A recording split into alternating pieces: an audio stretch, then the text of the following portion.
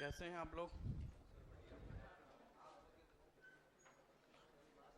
लग रहा है कि दिवाली की, आप लोगों के स्ट्रेंथ को देख के लग रहा है कि दिवाली आने वाली है।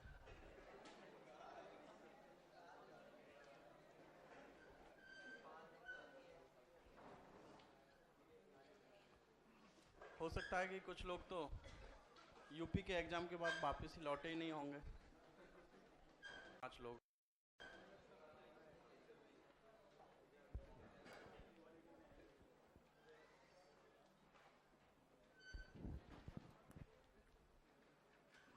क्या इसमें कुछ लोग ऐसे स्टूडेंट ऐसे भी हैं कि जिनका ये पहला क्लास है मैप का? ओके, 4 से 5 लोग आप हैं। ठीक है, कोई नहीं। देखिए, आप लोगों को घबराने की ज़रूरत नहीं है मैप को लेके, और ये नहीं सोचना है कि हम लोगों का मैप छूट गया होगा। ठीक है ना? जो पहले पार्ट का मैप था, जो स्टोन एज और आपका हड़प्पा वाला काल वाला था, वही आप लोगों का मैप छूटा हुआ है। ठीक है ना? अभी मैं जो है आप लोगों को उसको ब्रीफ में कैसे मैप को किया जाए उसको मैं आप लोगों को अभी समझा दूंगा। ठीक है ना? और वही प्रोसेस हम फॉलो करते हैं। ठीक है ना? अभी आपको जो है समझ में आ जाएगा कैसे मैप को करना है। उसके बावजूद यदि कोई प्रॉब्लम आती है तो मैं यहाँ पे हूँ, तो आप पर्सनली भी पूछ सकते हैं। ठीक, तो हम इससे पहले अपना जो है मैप महापाषाण काल तक का हम देख चुके थे, और आपको जो मैं चार्ट प्रिपेयर करा रहा था वो पूरा पाषाण काल तक का हो गया था। ऐसा ही था। आप लोगों का कोई रेस्पॉन्स नहीं आ रहा है। तो आप में से उस चार्ट को आगे कितने लोगों ने कंटिन्यू किया, आगे अपने खुद से बनाया? लगता है केवल 20% लोगों ने ही उसको किया। बाकी लोगों ने क्यों नहीं किया? टाइम नहीं मिला होगा, समय का आपके पास अभाव होगा, उधर यूपी पीसीएस का एग्जाम होगा।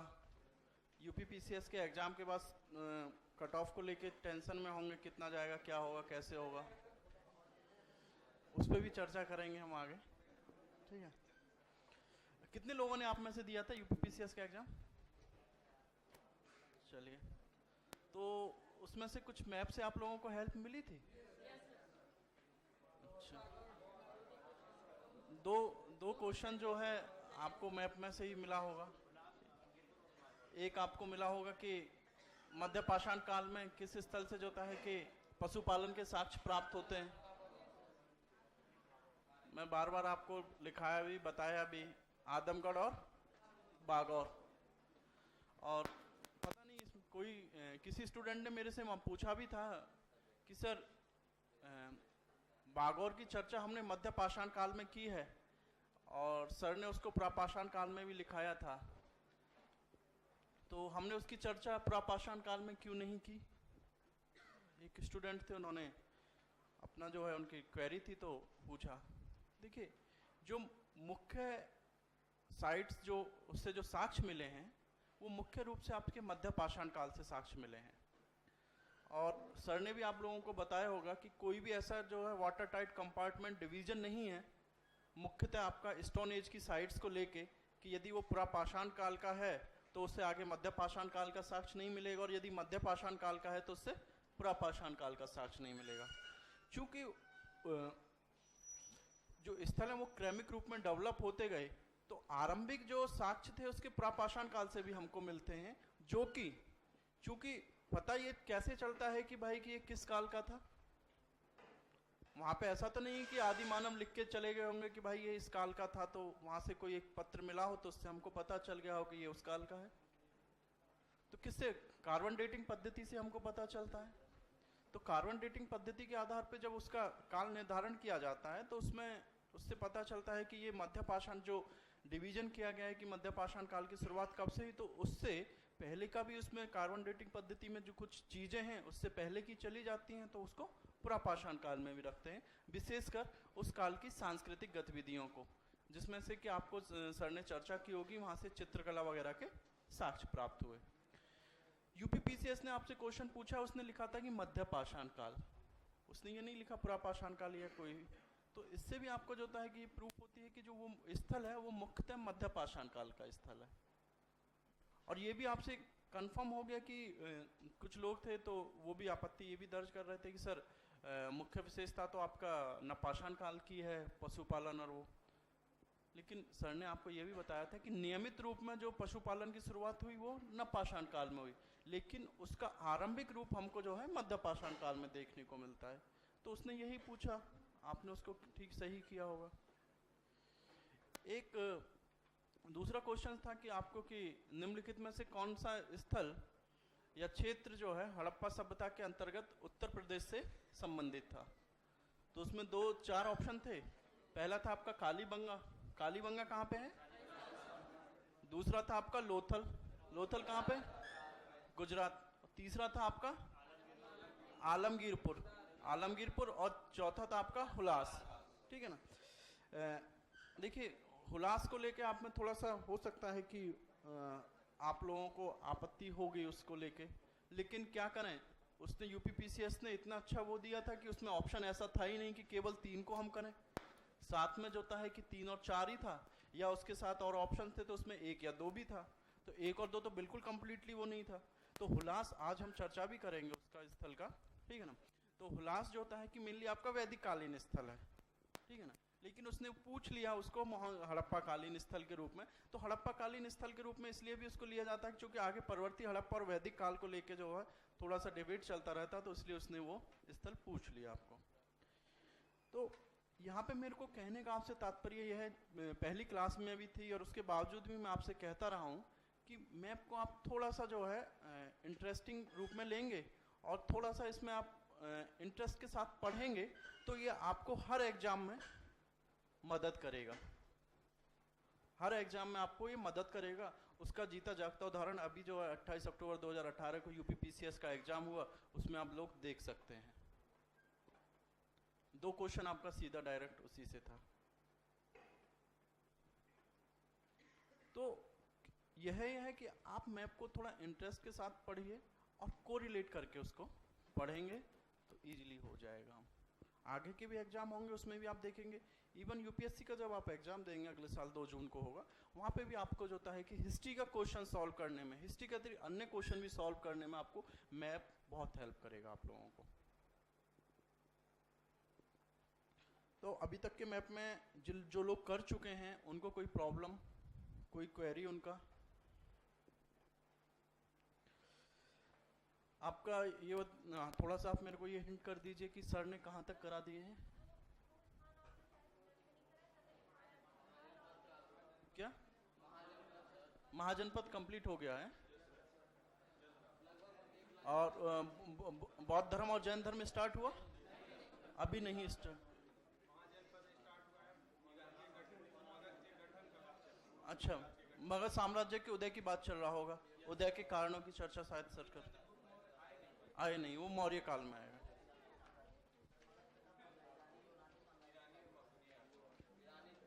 आप लोगों को यही नहीं पता कि आप क्या क्लास में थे नहीं क्या? लास्ट आपकी कॉपी तो आपके पास होगी तो उसमें यूनानी। ठीक, चलिए कोई नहीं, हम उसमें करेंगे। कोई क्वेश्चन था इधर से कोई? कौन सा? हाँ हाँ, बुड्ढे वाला बालू। नागर कटपालन आ जाएंगे। नागर कटपालन, ददेरी, भगवानपुरा आज के उसमें हम चर्चा करेंगे, ठीक है। उनको मैं बता दूंगा आपको, बुड्ढी हल और बालू को, ठीक है, चर्चा करते हैं। तो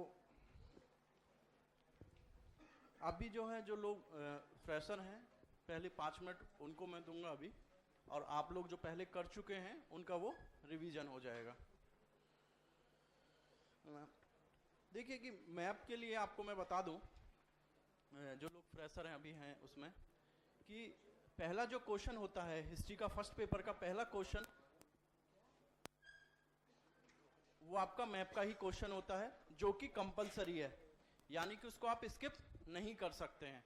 तो आपको वो करना ही करना। यदि आप स्किप करते हैं तो उसके बिहाफ पे कोई दूसरा क्वेश्चन सॉल्व नहीं कर सकते, यानी कि 50 मार्क्स आपका उसी पे निर्भर है। और यदि आपने ये अच्छे से कर लिया तो इसमें जो मार्किंग होती है वो आपको एज ए मैथ की मार्किंग, मैथमेटिक्स में जैसे मार्किंग होती है ना, यदि उसने पूछा 2+2 इजिकल टू आपने 4 लिखा, तो यदि 1 नंबर का वो है उस क्वेश्चन है तो आपको पूरा 1 नंबर मिलेगा, ना उसमें आधा मिलेगा ना 1.5 मिलेगा, जितने का उतने का। इसी हिसाब से आपको मैप में भी मिलता है। आपको 2.5 मार्क्स का 20 प्लॉट होते हैं, ईच प्लॉटिंग का जो है मार्क्स आपका 2.5 नंबर होता है, यानी 2.5 होता है। अब इसको लेके थोड़ा कन्फ्यूजन है कि प्लॉटिंग को अब तो प्लॉटिंग नहीं पूछता है। आप लोगों ने हो सकता है कि मैप देखा हो, यदि जिन लोगों ने मैप नहीं देखा होगा तो उन लोगों से मेरी रिक्वेस्ट है कि आप कम से कम जो है आप लोगों के पास पेपर भी नहीं हो तो ऑफिस से आप 2018 वाला पेपर ले सकते हैं, हिस्ट्री वाला, ठीक है ना। उसमें भी मैप आपको दिया गया है, उसका सॉल्व भी करके दिया गया आप लोगों को। तो आप लोगों को क्या रहता है कि जिस हिसाब से ये प्लॉट किया हुआ आपके, आप लोगों के पास बुकलेट भी होगा, जिस हिसाब से यहाँ पे प्लॉट किया हुआ है तो वो आपसे पूछेगा प्लॉट करके क्वेश्चन कि सपोज करो कि उसने यहाँ पे ये प्लॉट किया हुआ है, 4 नंबर आप देख रहे हैं, तो हम अभी कौन सा काल पढ़ेंगे, ये है हमारा ऊपर लिखा होगा आपका वैदिक काल, ये वैदिक काल वाला मैप है। 4 नंबर की प्लेस पे उसने प्लॉट किया हुआ है और वहां पे वो पूछेगा कि क्वेश्चन में रहेगा एक वैदिक कालीन स्थल, तो ये आपको आइडेंटिफाई करना होता है। पहले से वो प्लॉटेड होगा, आप लोगों को वो आइडेंटिफाई करना है, आइडेंटिफाई करना, और उसके बाद उसमें जो होता है कि आपको अधिकतम 30 वर्ड्स उसके विषय में लिखने होते हैं। 30 वर्ड्स का मतलब है कि आपको 3 लाइन, एक लाइन में आपका मिनिमम जो होता है 10 वर्ड्स तो आ ही जाते हैं, तो 3 लाइन आपको लिखना होता है। तो जहाँ तक कि डीयू के प्रोफेसर की जो बात है, जिन लोगों ने बताया है, उन्होंने कहा कि देखिए कि 1.5 मार्क्स आपको मिलता है आइडेंटिफिकेशन पे और 1 मार्क्स आपको मिलता है उसका डिस्क्रिप्शन लिखने पे। तो उसके पीछे लॉजिक यह दिया जाता है कि यदि आपने आइडेंटिफाई सही किया तो आप डिस्क्रिप्शन भी सही लिखेंगे, और यदि आपने आइडेंटिफाई गलत किया तो ऑटोमेटिकली आपका डिस्क्रिप्शन तो गलत हो ही जाएगा। अब ये एग्जामिनर के मूड पे डिपेंड करता है कि डिस्क्रिप्शन में आपने कुछ जो बेसिक्स बातें हैं कि यह स्थल कहाँ पे है, कहाँ पे अवस्थित है, मतलब कि किस राज्य में अभी प्रेजेंट में अवस्थित है, आप उसकी चर्चा करते हैं और उसकी एक आध विशेषता उस काल से मिलती हुई लिख देते हैं, तो हो सकता है कि एग्जामिनर आपको हाफ मार्क्स दे दे, आधा नंबर डिस्क्रिप्शन पे दे सकता है, लेकिन ये उसके विवेक पर ही निर्भर करता है।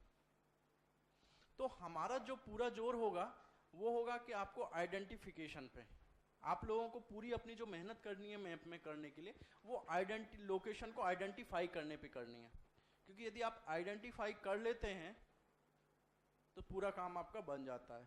तो आइडेंटिफिकेशन के लिए क्या होता है कि हमको कुछ तरीके और भी हैं, हो सकता है कि आप लोग जानते हो उसमें। तो कुछ लोगों का तरीका होता है कि वो कुछ जो होता है कि आप वर्टिकल लाइन और कुछ हॉरिजेंटल लाइन खींच के जो होता है कि कुछ बॉक्सेस बनाते हैं, बॉक्सेस बनाने का प्रयास करते हैं कि सपोज करो ये है इतना, इसकी लेंथ को हमने मेजर कर लिया कि ये आपका ये आपका 10 सेंटीमीटर और ये आपका 20 सेंटीमीटर है, तो इसमें जो होता है कि 1-1 सेंटीमीटर के उन्होंने ब्लॉक्स बनाए और ब्लॉक्स के माध्यम से हमने याद कर लिया कि ये इसमें जो होता है कितने मैप में कम से कम 30 एक ब्लॉक आपके आते हैं, तो उसमें याद कर लेते हैं कि ये ब्लॉक रहेगा तो यहाँ पे किस किस काल का कौन कौन सा स्थल है।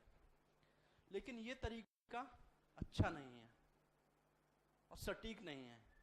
ऐसा क्यों? क्योंकि आप यूपीएससी का मैप का देखेंगे तो उसमें क्या रहता है कि जो इंडिया का मैप है, इंडिया का केवल नहीं, इंडियन सब कॉन्टिनेंटल का जो मैप है उसके साइज जो होता है कि वो वेरी करता रहता है।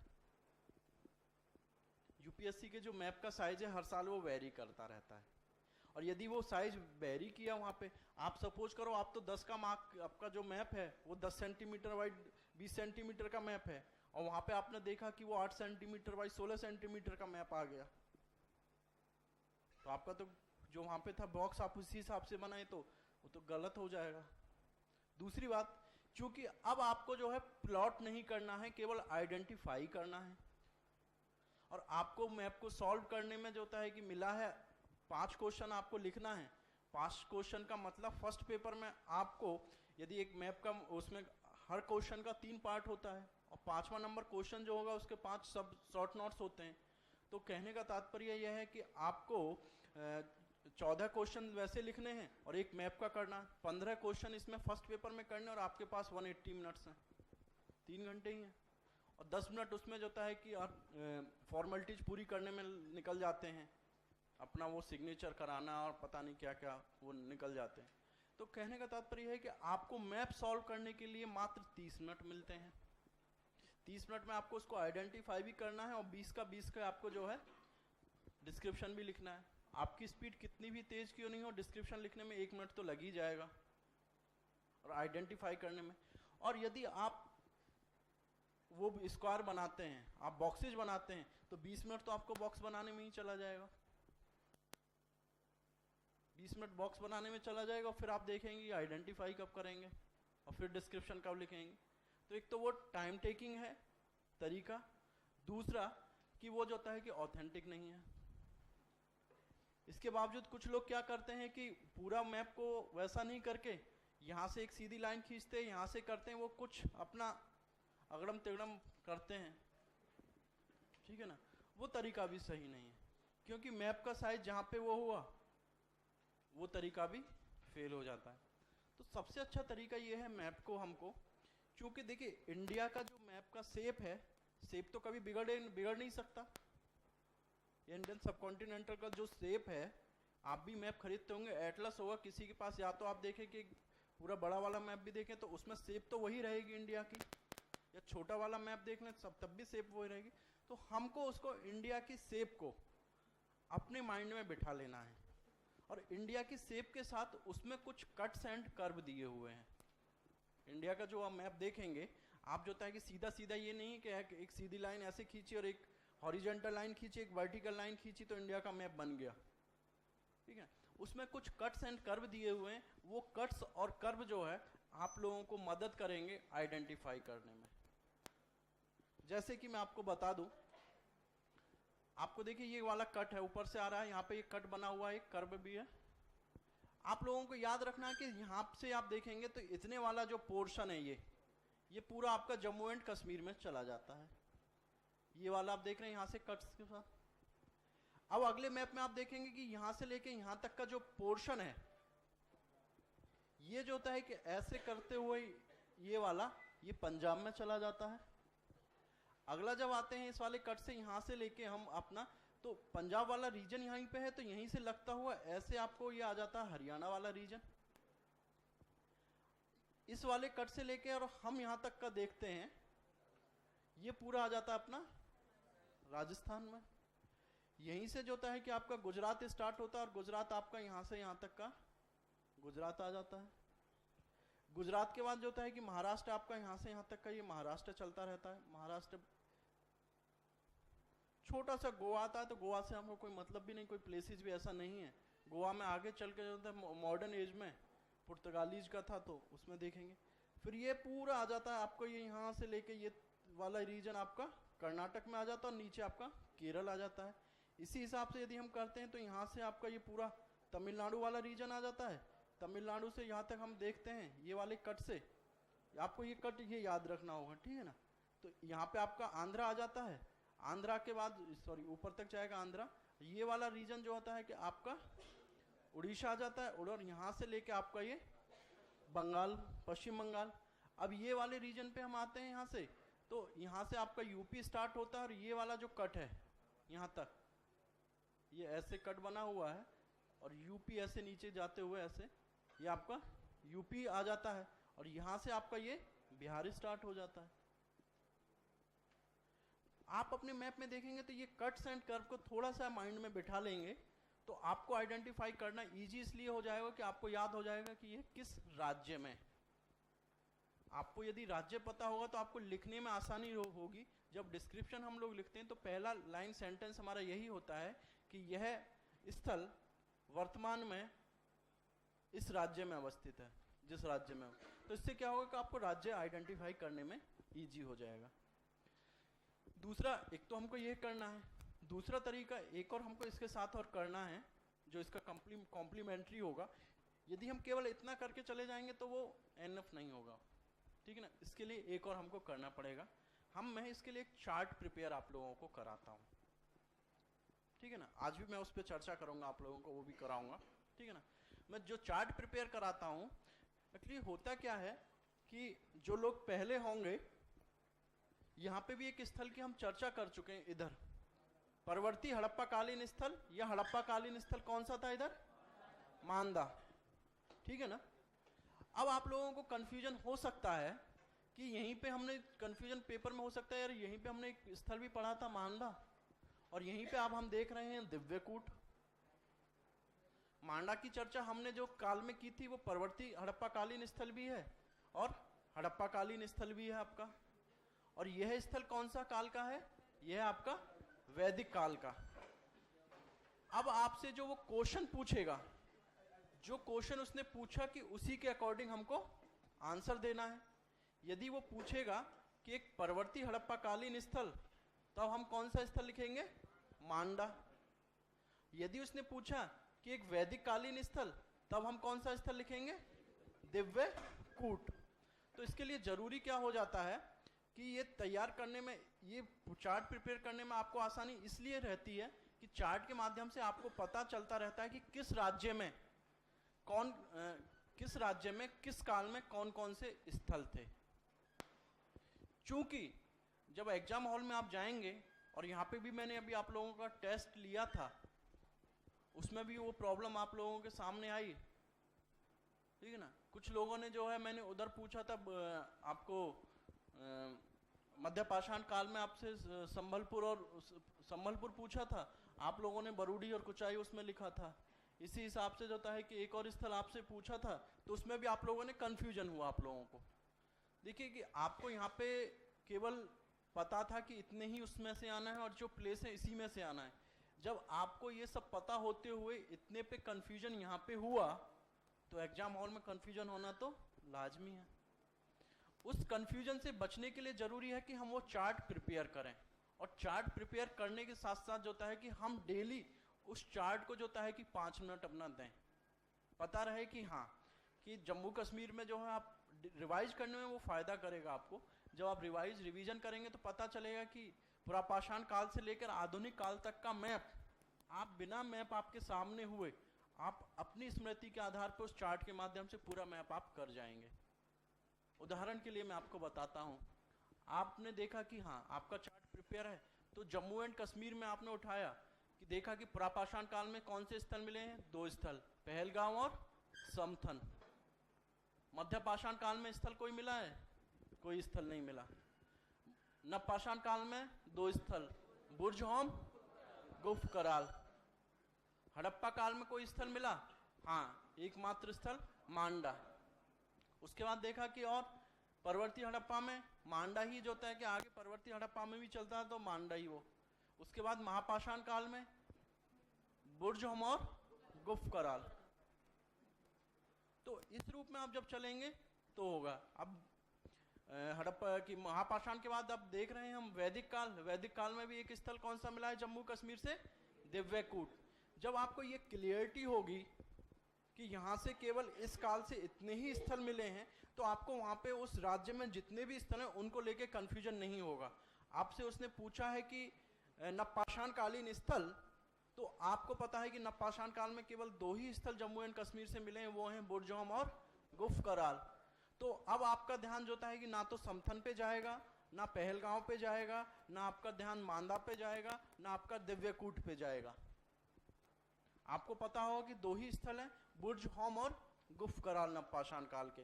तो आपको आइडेंटिफाई करने में वहां पे इजी होगा और आपका टाइम सेविंग होगा। ठीक है, तो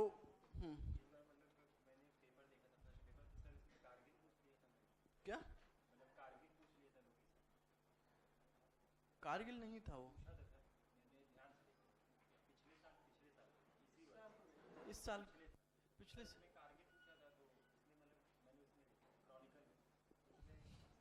देखिए ये जितने भी मैगजीन है उसमें जो होता है कि कोई वो तो बनाते नहीं। उसमें क्वेश्चन क्या था, क्वेश्चन क्या पूछा था आपसे? हाँ, तो लोकेशन के साथ कुछ वो भी तो दिया होगा ना कि किस काल का है।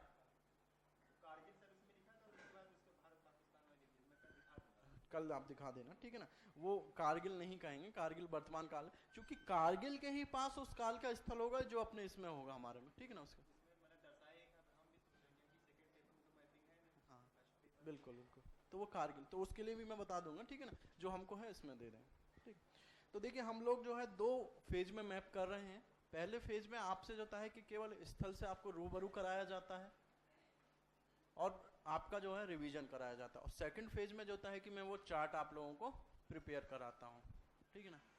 आप लोगों से, जिन लोगों ने चार्ट प्रिपेयर करना सीख लिया है, तो आप लोगों से रिक्वेस्ट है कि आप लोग जो है उसको महापाषाण काल तक का चार्ट अच्छे से आप लोग प्रिपेयर कर लें, ठीक है ना। जिन लोगों को कोई परेशानी हो, जिन लोगों ने प्रिपेयर कर चुके हैं, एक बार को लगता है कि उनको कि उसको मेरे को दिखा लेना चाहिए, कोई गलती तो नहीं किया आप लोगों ने, तो वो आप मेरे को दिखा सकते हैं, ठीक है। चलिए अब हम स्टार्ट करते हैं अपना वैदिक काल से, ठीक है।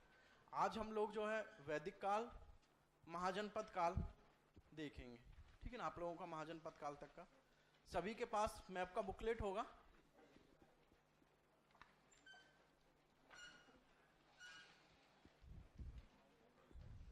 देखिए वैदिक काल का मैप आपका स्क्रीन पे भी है। टोटल आपको जो होता है कि 18 प्लेसेस दिया हुआ वैदिक काल में। देखिए वैदिक काल कहने का यहाँ पे तात्पर्य, आप वैदिक का पूरा मतलब आप ले रहे होंगे, यहाँ पे इसमें ऋग्वैदिक काल भी शामिल है और उत्तर वैदिक काल भी शामिल है। यहाँ पे आपको बाइफर्केट करके नहीं दिया गया है कि उत्तर वैदिक कालीन स्थल और या ऋग्वैदिक कालीन स्थल, क्योंकि यूपीएससी कभी ऐसा पूछता नहीं है, वो सीधा आपसे पूछता है वैदिक कालीन स्थल। और आप लोगों को पता भी होगा कि दोनों काल के स्थलों में डिफरेंशिएशन करने का, यदि पुरातात्विक साक्ष्य के आधार पे हम देखें तो एक ही आधार है, वो है लोहे की उपलब्धता। जिन स्थलों से लोहे की उपलब्धता हो गई है, लोहे के साक्ष्य प्राप्त हुए हैं, उनको हम किस काल में रखते हैं? उत्तर वैदिक काल में। और जिन स्थलों से लोहे की प्राप्ति नहीं हुई है, उनको हम किस काल में रखते हैं? ऋग्वैदिक काल में। तो आप लोगों ने पढ़ा भी होगा कि सर ने लिखा हुआ कि 4 स्थल ऐसे हैं जहां से चित्रित दूषण मृदवान के तो साक्ष्य प्राप्त हुए हैं, लेकिन हमको वहां से लोहे के अवशेष प्राप्त नहीं हुए। तो इसके आधार पर जो होता है कि हम उन स्थलों की चर्चा जो है ऋग्वैदिक स्थल के रूप में करते हैं। ये हैं आपके नागर, कटपालन, दधेरी और भगवानपुरा, ठीक है। तो हम चर्चा कर, देखिए आपसे जो है ये स्थल आप अपनी सुविधा के लिए यह भी कर सकते हैं। वैसे तो मैं आपको जब चार्ट प्रिपेयर होगा और आपका डिस्क्रिप्शन में लिखा हुआ भी है, आपसे जो होता है कि यह वैदिक कालीन स्थल न करके एक PGW चित्रित दूषण मृदवान स्थल के रूप में भी आपसे पूछा जा सकता है। चित्रित दूषण मृदवान स्थल, क्योंकि इन स्थलों से जो है आपको पता है चित्रित दूषण मृदवान किस काल की मुख्य अनन्य विशेषता है, वो है आपका वैदिक काल की विशेषता है, ठीक है। तो आपसे ये स्थल जो है चित्रित दूषण मृदवान स्थल के रूप में भी पूछे जा सकते हैं, जैसा कि इस बार भी पूछा गया है एक स्थल। तो हम स्टार्ट करते हैं अपना। देखिए जब भी हम मैप को देखेंगे, वो नॉर्थ से लेके साउथ की तरफ हम आगे बढ़ेंगे। सबसे पहले हम इंडियन सबकॉन्टिनेंटल का मैप है, यदि उस काल में अफगानिस्तान में कोई प्लेस दिया गया तो सबसे पहले हम अफगानिस्तान को देखेंगे। उसके बाद यदि पाकिस्तान में है तो पाकिस्तान को, और फिर इंडिया में जो है हम जम्मू कश्मीर से आगे बढ़ते हुए साउथ की तरफ हम आगे बढ़ते हैं। उसमें इसी रूप में हम चार्ट प्रिपेयर करते हैं। तो पहला स्थल कौन सा लिखा हुआ आपके उसमें? घाली गई। इसके लिए आप अपनी सुविधा के लिए लिख लीजिए, ऑग्लिक देके चाली गई, चाली,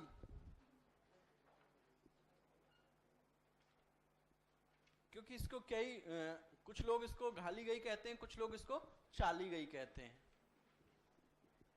दोनों एक ही स्थल है। हाँ चाली गई, चा लिख लीजिए, घा की जगह चा, ठीक है। क्या हमने इसी स्थल के आसपास से पुरापाषाण काल में कोई स्थल देखा था? कौन सा स्थल था?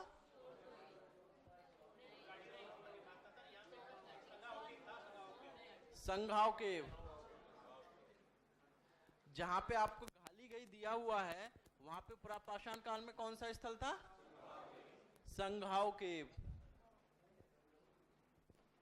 उसी के आसपास में है, ठीक है ना। एग्जैक्ट लोकेशन वो नहीं है, लेकिन क्यों मैं आपको ये बता रहा हूं, जब आप एग्जाम हॉल में जाएंगे ना तो आपको दोनों बिल्कुल पास में ही नजर आएंगे और आपको दोनों स्थल वहां पे याद आएंगे कि ये घाली गई है या संघाव केव है। तो वहां पे आपको मदद क्या करेगा, आपको जब पता होगा कि प्रापाषाण काल पूछा है या ऋग्वैदिक काल या वैदिक काल आपसे पूछा है, आपको पता होगा कि प्रापाषाण काल पूछा है, तो वो थोड़ा दाएं बाएं भी हो सकता है मैप के हिसाब से उसमें, तो आपको पता होगा प्रापाषाण कालीन पूछा है तो आप लिखेंगे संघाव केव, और यदि वैदिक कालीन पूछा है आपसे तो आप लिखेंगे घाली गई या चाली गई, ठीक है ना। दूसरा स्थल आपको कौन सा दिया गया है मैप में, तक्षशिला। देखिए आप इसको माइंड में बिठा लीजिए तक्षशिला को, क्योंकि आगे के कालों में जो होता है कि हम इसकी 5 से 6 बार हम इसकी चर्चा करेंगे तक्षशिला की। तक्षशिला के पास आसपास में ही क्या हम कोई और स्थल देखे थे इधर प्रापाषाण काल में, सोहन घाटी। नपाषाण काल में उससे ऊपर था थोड़ा सा इधर ही, नपाषाण कालीन में कौन सा स्थल था, सरायखोला। सरायखोला, देखिए तीनों जो स्थल हैं वो आसपास में ही हैं, लेकिन तीनों जो हैं वो अलग अलग काल के हैं। आपको जब पता होगा कि प्रापाषाण काल में यहाँ पे सोहन घाटी था, नपाषाण काल में यहाँ पे सरायखोला था, और वैदिक काल में यहाँ पे तक्षशिला था। और तक्षशिला की चर्चा हम आगे अभी महाजनपद पढ़ेंगे, महाजनपद में भी चर्चा करेंगे। यहीं पे महाजनपद था आपका गांधार महाजनपद, और गांधार महाजनपद की राजधानी था तक्षशिला। और आपको पता होगा कि तक्षशिला जो है मौर्य काल में भी चलता रहा आगे, क्योंकि एक प्रांत था मौर्य काल में भी, और यह जो है एक विश्वविद्यालय भी था। भारतीय उपमहाद्वीप का पहला विश्वविद्यालय तक्षशिला भी था। तो आपसे एक ही स्थल को लेके कई तरीके से क्वेश्चन बन सकता है। आपसे पूछ सकता है, यहाँ पे प्लॉट करके 2 नंबर पे जहाँ पे आपको मैप में प्लॉट करके दिया गया है, पूछ सकता है कि एक प्राचीन विश्वविद्यालय या एक शिक्षा केंद्र या एक महाजनपद या एक प्राचीन राजधानी स्थल या मौर्यकालीन राजधानी, मौर्यकालीन स्थल या मौर्यकालीन प्रांत।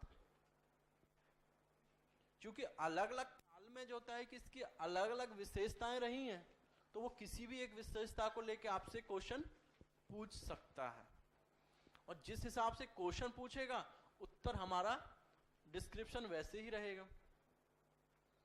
यदि उसने पूछा एक महाजनपद, तो आप लिखेंगे कि गांधार लिखेंगे। यदि उसने पूछा कि एक राजधानी, तब आप तक्षशिला लिखेंगे।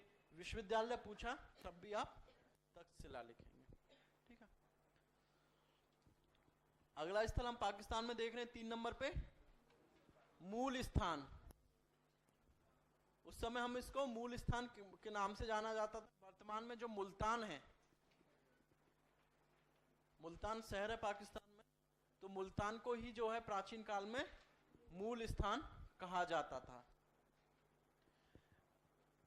एक यह अभी भी विवाद का विषय बना हुआ है कि आर्य कहां से आए, आर्य कौन थे। पढ़ा होगा आप लोगों ने, सर ने उसको डील भी किया होगा उस डिबेट को, ठीक है ना।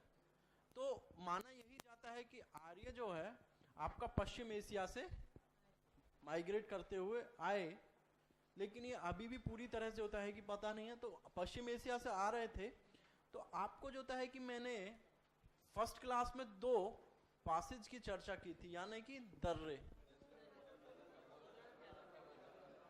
बोलन दर्रा और खैबर दर्रा। एक दर्रा आपका इधर था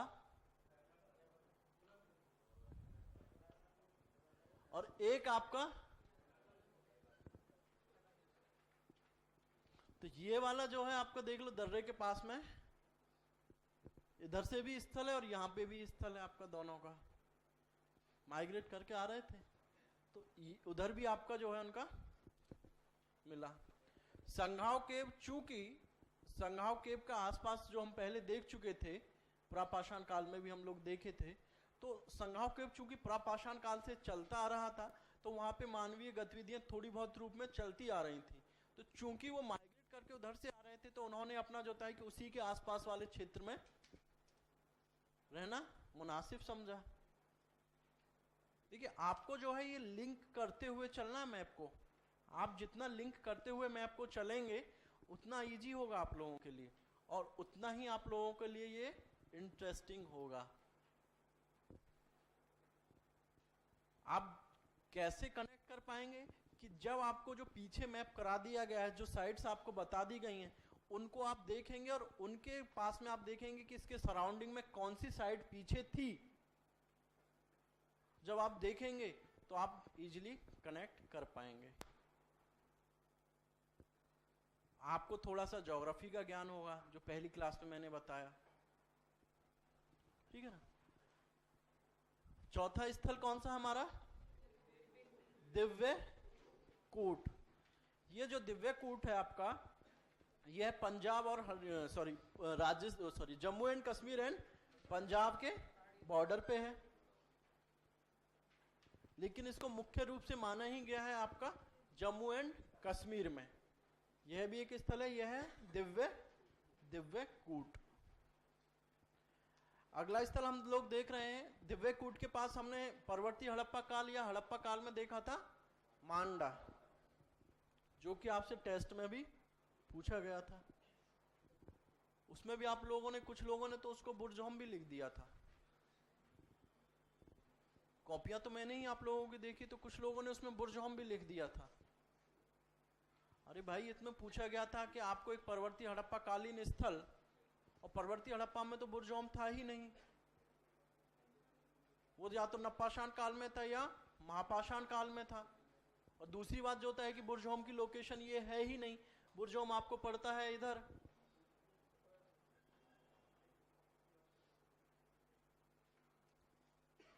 अगला स्थल हम देख रहे हैं 5वें नंबर पे, ये कटपालन। कटपालन से नीचे ही आपका है दधेरी। दधेरी से नीचे आप देख रहे हैं आपका कुरुक्षेत्र। कुरुक्षेत्र मेनली आपका हरियाणा में आ जाएगा।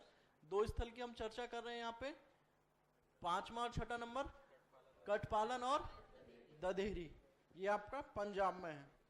कटपालन के पास से भी हम एक स्थल की चर्चा कर चुके हैं,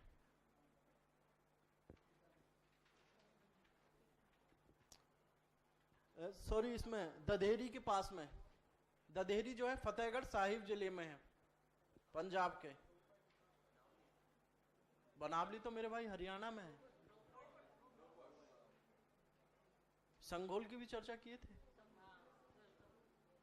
वो भी जो है फतेहगढ़ साहिब जिले में ही है। आप लोग जो है रिवीजन नहीं कर रहे हैं, आप लोग रिवीजन नहीं कर रहे हैं। आप लोग आते हैं मैप की क्लास में, जो होता है यहीं पे जितना कर लिया, बाद बाकी देखा जाएगा बाद में। ऐसा मत कीजिए, क्योंकि अभी आप यदि मैप को साथ में क्लियर करते जाएंगे, अपने चार्ट को प्रिपेयर करते जाएंगे, और डेली जो होता है केवल 5 मिनट मांगता हूं मैं मैप के लिए, 5 मिनट, उससे ज्यादा नहीं। आप डेली 5 मिनट करते जाएंगे, हो सकता है कि अधिकांश लोग जो होता है कि आस्तिक ही होंगे, नास्तिक तो नहीं होंगे, तो हनुमान चालीसा तो कम से कम पढ़ते होंगे। नहीं भी पढ़ते होंगे तो किसी भगवान को मानते होंगे तो उसकी आराधना और पूजा अर्चना करते होंगे। यदि नहीं भी करते होंगे तो किसी और काम में भी 5 मिनट तो लगाते होंगे।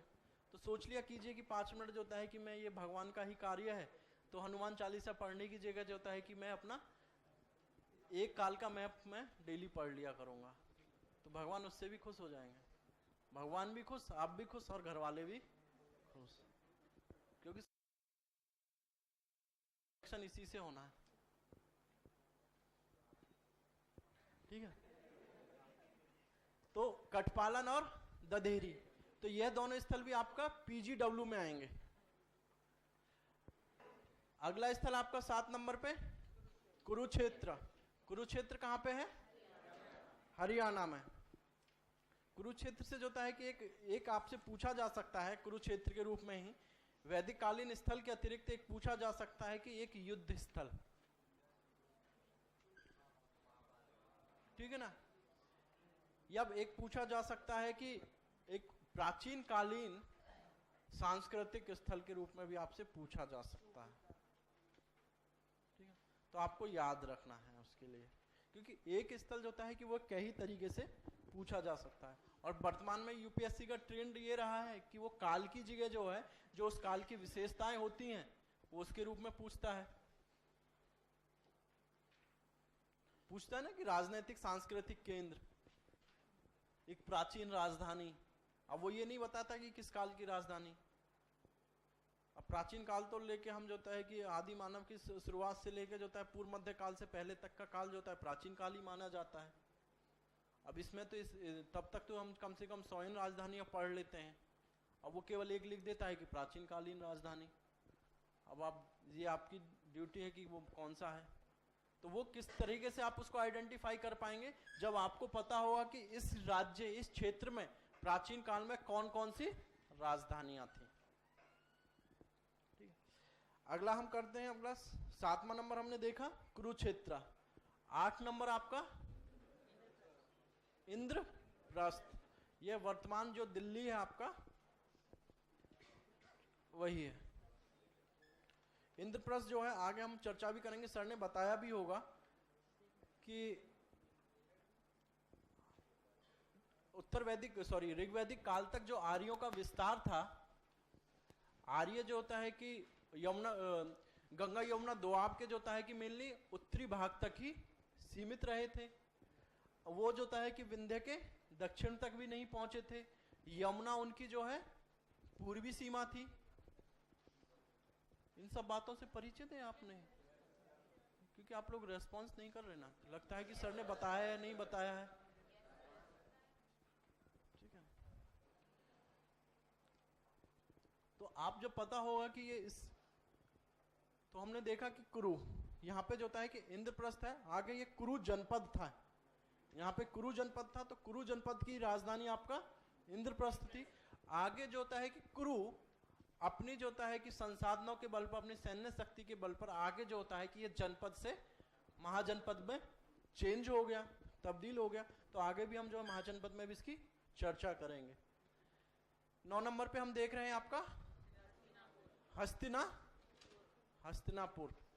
हस्तिनापुर भी जो होता है कि किस काल का रहा? वैदिक काल में। चूंकि माना गया कि महाभारत किस काल में हुआ, यह भी अभी जो है एक विवाद का विषय बना हुआ, कोई एग्जैक्ट डेट नहीं मालूम, लेकिन माना गया है कि वो भी जो है 1500 ईसा पूर्व के आसपास का वो रहा होगा।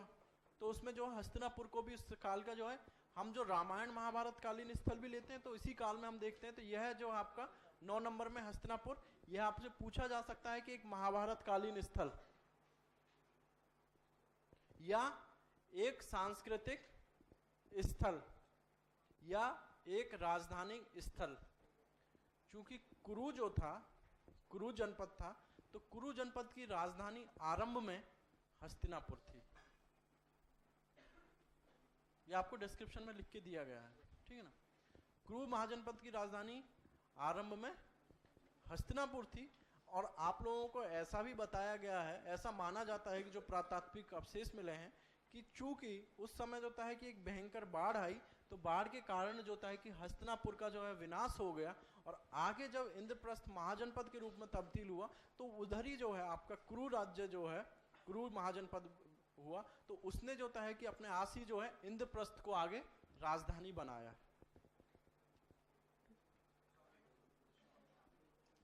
कौशाम्बी आगे चल के बनी पहले, ठीक है ना। उसके बाद जो होता है कि फिर इसने उसको भी बनाया था।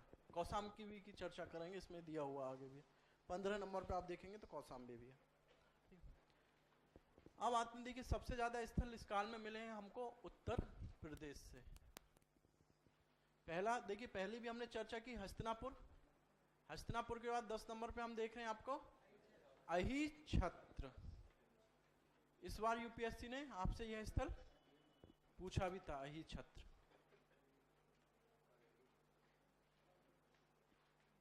इस इस बार के मैप में आप देखेंगे उसने पूछा था एक राजनीतिक सांस्कृतिक केंद्र के रूप में पूछा था, और आई थिंक ये 14 नंबर प्लेस था जो मैप में पूछा था आप लोगों से, वो शायद 14 नंबर प्लेस था। मेरे पास अभी पेपर नहीं है, आप लोगों के पास हो तो देख सकते हैं उसमें, ठीक है ना। इसका जो इस बार का जो 80 नंबर प्लेसेस था, 14 नंबर प्लेसेस राजनीतिक सांस्कृतिक केंद्र, ठीक है ना, वो उसने पूछा है आपसे।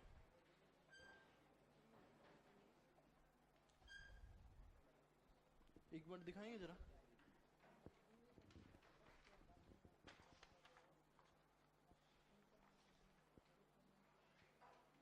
देखिए इस बार उसने क्या किया ना कि लोकेशन में आप देखेंगे ना, लोकेशन में जो 9 नंबर की लोकेशन और 14 नंबर की लोकेशन है, इसको लेके बड़ा ही कंफ्यूजन था,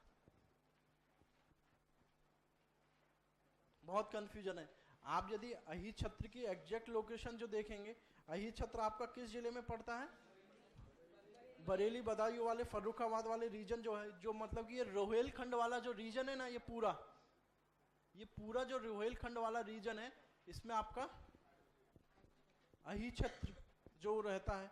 और उसने इस बार जो पूछा यूपीएससी ने, उसने पूरा रोहेलखंड को लेके ही वो पूछ लिया, और रोहेलखंड में उसने यहाँ पे आपसे वो मार्क करके दिया हुआ है, लेकिन अहिर छत्र की भी वो एग्जैक्ट लोकेशन उसने नहीं पूछा था।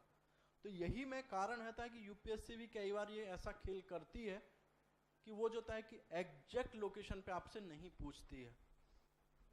पता नहीं उसका कौन सा सॉफ्टवेयर से आप मैप वो तैयार करती है, कौन सा उसका मैप का तरीका है। तो कई बार ऐसा होता है कि वो बहुत दाएं बाएं होता है।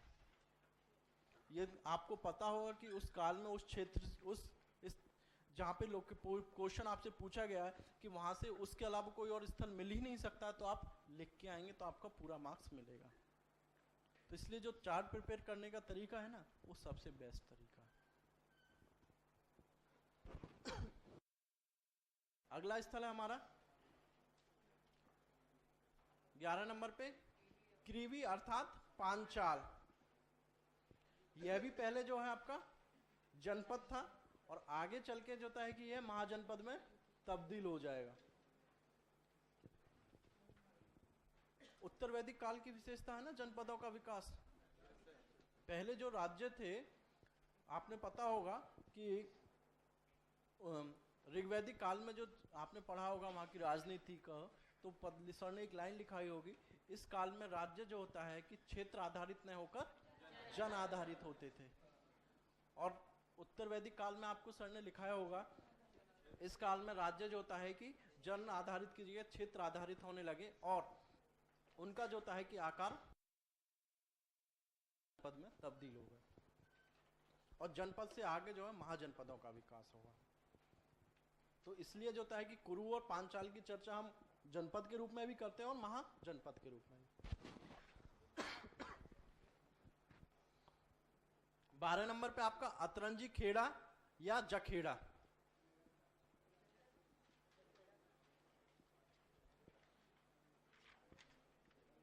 ये आपका एटा जिले में एटा मैनपुरी, यहीं से जो होता है सब प्रथम जो है लोहे के फाल के साक्ष्य हमको प्राप्त होते हैं। यूपीएससी ने 2 बार इसको पूछ चुका है आपसे, अतरंजी खेड़ा को। 13 नंबर पे आपका बटेश्वर, ये आपका जो है राजस्थान और यूपी के बाउंड्री पे है। आगरा, चूंकि आगरा की सीमा जो है, अभी आप यूपी का एग्जाम देकर आए हैं तो पढ़ा भी होगा लोकेशन, कि राजस्थान से जो होता है कि यूपी के केवल 2 ही जिले लगते हैं, एक है मथुरा और दूसरा है आगरा। तो ये बटेश्वर जो है ये मेनली राजस्थान और यूपी की उसकी सीमा पे अवस्थित है, और माना मिल जाता है ये आगरा जनपद में अवस्थित है। यहां से भी हमको वैदिक काल के साक्ष्य प्राप्त हुए हैं। अगला स्थल आप देखिए 14 नंबर हुलास खेड़ा। ये है आपका लखनऊ के पास में है। एक सर ने एक स्थल लिखा होगा दादूपुर,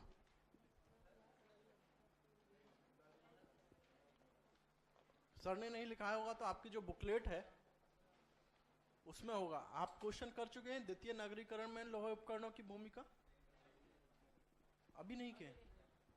ओके, तो आगे नाम आएगा, दादूपुर का नाम भी आएगा, ठीक है ना। दादूपुर जो है आपका, वो आपका हुलास के पास ही है। हाँ, हुलास खेड़ा, हुलास, ठीक है ना। 15 नंबर पे हम देख रहे हैं कौशाम्बी। कौशाम्बी भी जो है एक अपने आप में एक जनपद ही है उत्तर प्रदेश का, यमुना नदी के किनारे है। यह भी आगे चल के जो पहले हम आगे चर्चा करेंगे वत्स महाजनपद, तो यह उसकी राजधानी रही थी। और वत्स वाला जो ये क्षेत्र था, वत्स जब हम आएंगे तो जब हमने यहाँ पे देखा ना, ये इधर ही पड़ेगा आपका वत्स, ठीक है ना। तो यह भी जो होता है कि यह पहले जनपद था यहाँ पे।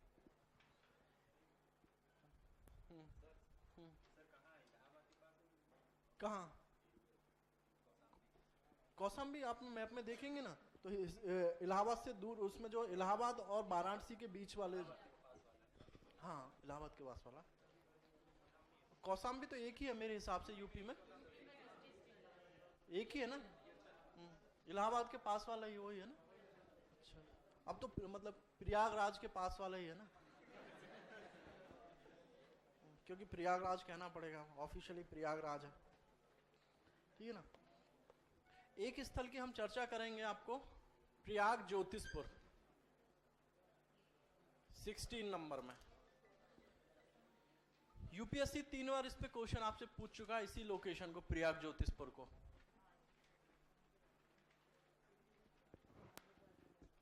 प्रयाग ज्योतिषपुर की जो पूछा है उसने, यह 2 रूप में पूछा जाता है आपसे कि एक प्राचीन मंदिर स्थल और एक प्राचीन राजधानी स्थल। राजधानी क्योंकि ये प्राचीन काल में कामरूप राज्य था, उसकी राजधानी थी।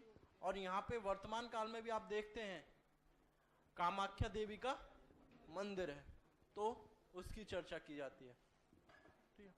क्योंकि कामाख्या देवी का मंदिर जो है अति प्राचीन है और उसका जो कार्बन डेटिंग पद्धति से जो उसकी जो सीमा जाती है तो वो वैदिक काल तक पहुंच जाती है, तो इसको इस वैदिक काल में ही हमने चर्चा की है। आगे भी हम इसकी चर्चा करेंगे प्रयाग ज्योतिषपुर की। प्रयाग ज्योतिषपुर के पास ही जो होता है कि हमने पाषाण काल में 2-3 स्थलों की चर्चा की थी। पहला था इधर सरुतरु, मरुट, मरकडीला और डयोजल हेडिंग। आते हैं 17 नंबर। 17 नंबर में आपका है पंचवटी, महाराष्ट्र में। और 18 नंबर पे जो है आपका किष्किंधा। पंचवटी और किष्किंधा जो है आपका रामायण काल के। पंचवटी में ही जो है सीता गुफा थी ना, जहाँ पे भगवान राम को जब 14 वर्ष का वनवास दिया गया तो वो वन में यहीं पे अपना रहते थे, तो यहीं से आई थिंक जो है रावण ने अपहरण किया था माता सीता का, ठीक है ना। तो एक बार एक्चुअली ये जो है पूछ लिया था, आज से जो होता है कि 10-12 साल पहले जब प्लॉटिंग करने के लिए आता था तो यूपीएससी ने एक बार पूछ लिया था पंचवटी, ठीक है ना। तो इसलिए आपको दिया गया, याद रखेंगे पंचवटी। और दूसरा आपको किष्किंधा। किष्किंधा जो होता है कि बानर राज्य बाली और सुग्रीव का, और वर्तमान में जो कर्नाटक का हम्पी वाला क्षेत्र है वहां पे अवस्थित है, ठीक है ना। देखिए हमने जो होता है, देखिए ये 18 स्थल हैं। 18 स्थलों से अभी आपको केवल रूबरू कराया गया है, जिससे कि आप मैप में उनको देख सकें। क्यों आपको यहाँ पे इतना टाइम दिया जा रहा है, 1 से 1.5 घंटे केवल 18 प्लॉटिंग को केवल बताने में, करने में? यह इसलिए क्योंकि पीछे के बैचों का मेरा एक्सपीरियंस ये रहा है कि यदि मैं काम आप लोगों पे छोड़ देता था कि आप लोग इस मैप को देख लेना, आप लोग, मैंने आप लोगों से भी कहा है, जो लोग नए भी हैं उनसे भी मैं एक बात करना चाहूँगा कि आपके मैप का जो बुकलेट होगा उसके पीछे एक प्लेन मैप आपको लोगों को दिया गया होगा। उस प्लेन मैप का जो होता है कि आप 20 से 25 जीरोक्स करा लीजिए, ठीक है। और उस पे आप खुद से जो है, जो मैप में दिया गया है, पहले जो है आप खुद से देख के प्लॉट कीजिए उसको। वैदिक काल आज आपने पढ़ा, वैदिक काल का आप जाइए, बुकलेट को सामने रखिए और आप पहले देख के जो है उसको प्लॉट कीजिए 18 प्लेसेस को। क्या थोड़ा दबा हुआ कहाँ लगा? नहीं ऐसा नहीं है। इंडिया का मैप आपने देखा नहीं? एटलस में आप देखिए, एटलस में चौड़ा हुआ है क्या? ये तो मेरे को पहली बार किसी ने बताया कि ये दबा हुआ है।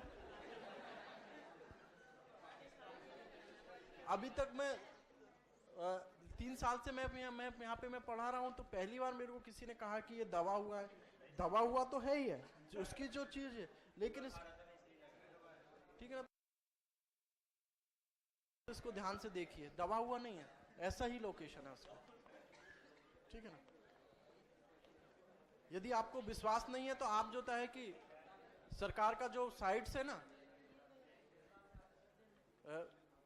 पृथ्वी एवं समुद्र विज्ञान मंत्रालय जो है, उस पर आप जाके देख लीजिए कि इंडिया का मैप कैसे बना हुआ है, ठीक है। या आप जो है कि इसरो की साइट पे या नासा की साइट पे भी आप जाके देख सकते हैं इंडिया का मैप ऐसे बना हुआ है या नहीं बना हुआ।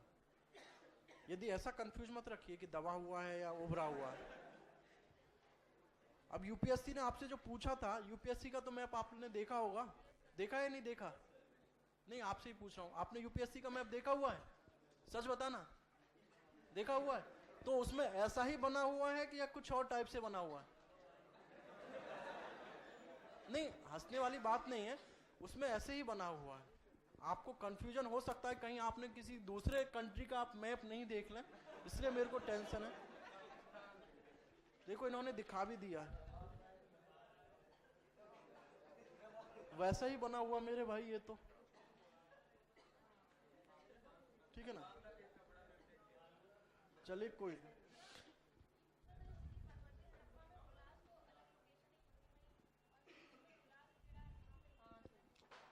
मैं एक मिनट देख लेता हूँ, एक मिनट में देख लेता हूँ। हाँ मैं एक मिनट देख लेता हूँ। हाँ हाँ हाँ, वहाँ हुलास अलग है और हुलास खेड़ा अलग है। अभी मैंने आपसे बोल दिया था ना, वो गलती से मैंने बोल दिया था, निकल जाता। हुलास अलग है, और यूपीएससी ने भी इस सॉरी यूपीपीसीएस ने भी हुलास पूछा था ना आपसे, हुलास पूछा था ना। हाँ तो वो सहारनपुर वाला वो हुलास, ठीक है ना। हुलास खेड़ा अलग है और हुलास अलग है, हाँ ठीक है। चलिए अब हम आते हैं अपना महाजनपद पे। आप लोग अपना मैप देख लीजिए, महाजनपद मैप देखिए, महाजनपद वाला।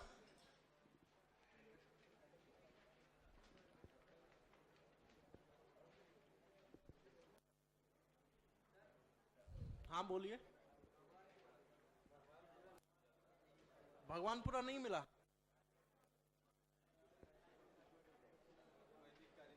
वैदिक कालीन स्थल भगवानपुरा नहीं मिला आप लोगों को? चर्चा नहीं हुई इसका? तो बड़ा ही यार विकट समस्या आ गई। आप लोगों को मैं टास्क देता हूं, आप लोग हैं, आप लोग ढूंढ के आप कल को मेरे को बताएंगे कि सर भगवानपुरा यहाँ पे था। भगवानपुरा महाराष्ट्र में कहाँ पे?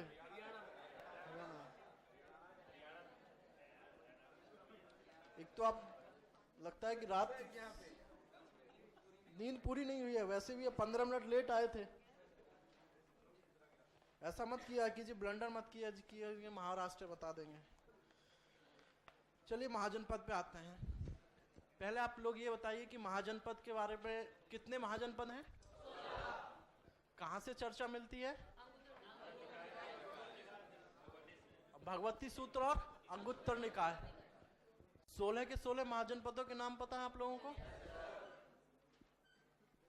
पूछ लूं आप में से किसी से भी खड़ा होकर? गोदावरी नदी के दक्षिण में एकमात्र महाजनपद कौन सा था? अस्माक। चलिए, और मध्य प्रदेश में? अभी तो मैप भी आपके सामने खुला हुआ है। चलिए कोई नहीं। तो देखिए आप लोगों को जरूरी है कि 16 महाजनपद का नाम आप लोगों को पता हो और उनका लोकेशन आपको पता हो। यदि आपको ये पता है तो 16 महाजनपद की राजधानी भी आपको साथ में तैयार हो जाएगी, क्योंकि राजधानी में केवल 2 की राजधानी, यदि हम असमक की राजधानी छोड़ दें और कंबोज की राजधानी छोड़ दें, तो दोनों की राजधानी जहां पे महाजनपद अवस्थित है वहीं पे उनकी राजधानियां भी हैं। कंबोज की जो है कि लाजपुर अर्थात हाटक जो है वो जम्मू एंड कश्मीर में अवस्थित है, और गोदावरी नदी के दक्षिण में एकमात्र महाजनपद आपका असमक, उसकी राजधानी जो है प्रतिष्ठान अर्थात पैठान, वो आपकी नासिक के पास महाराष्ट्र में अवस्थित है। तो दोनों की जो लोकेशन है महाजनपद की और राजधानी के में, उनमें थोड़ा सा 2 ही हम यदि महाजनपद की राजधानियों को छोड़ दें उनमें अंतर है, बाद बाकी की सभी सेम है, ठीक है ना। तो हम आप किसी भी रूप में तैयार कर सकते हैं मैप को, मतलब कि महाजनपदों के नामों को याद रखने के लिए, लेकिन सबसे अच्छा तरीका यह है यदि आपको मैप के थ्रू याद है तो आप कभी नहीं भूलेंगे,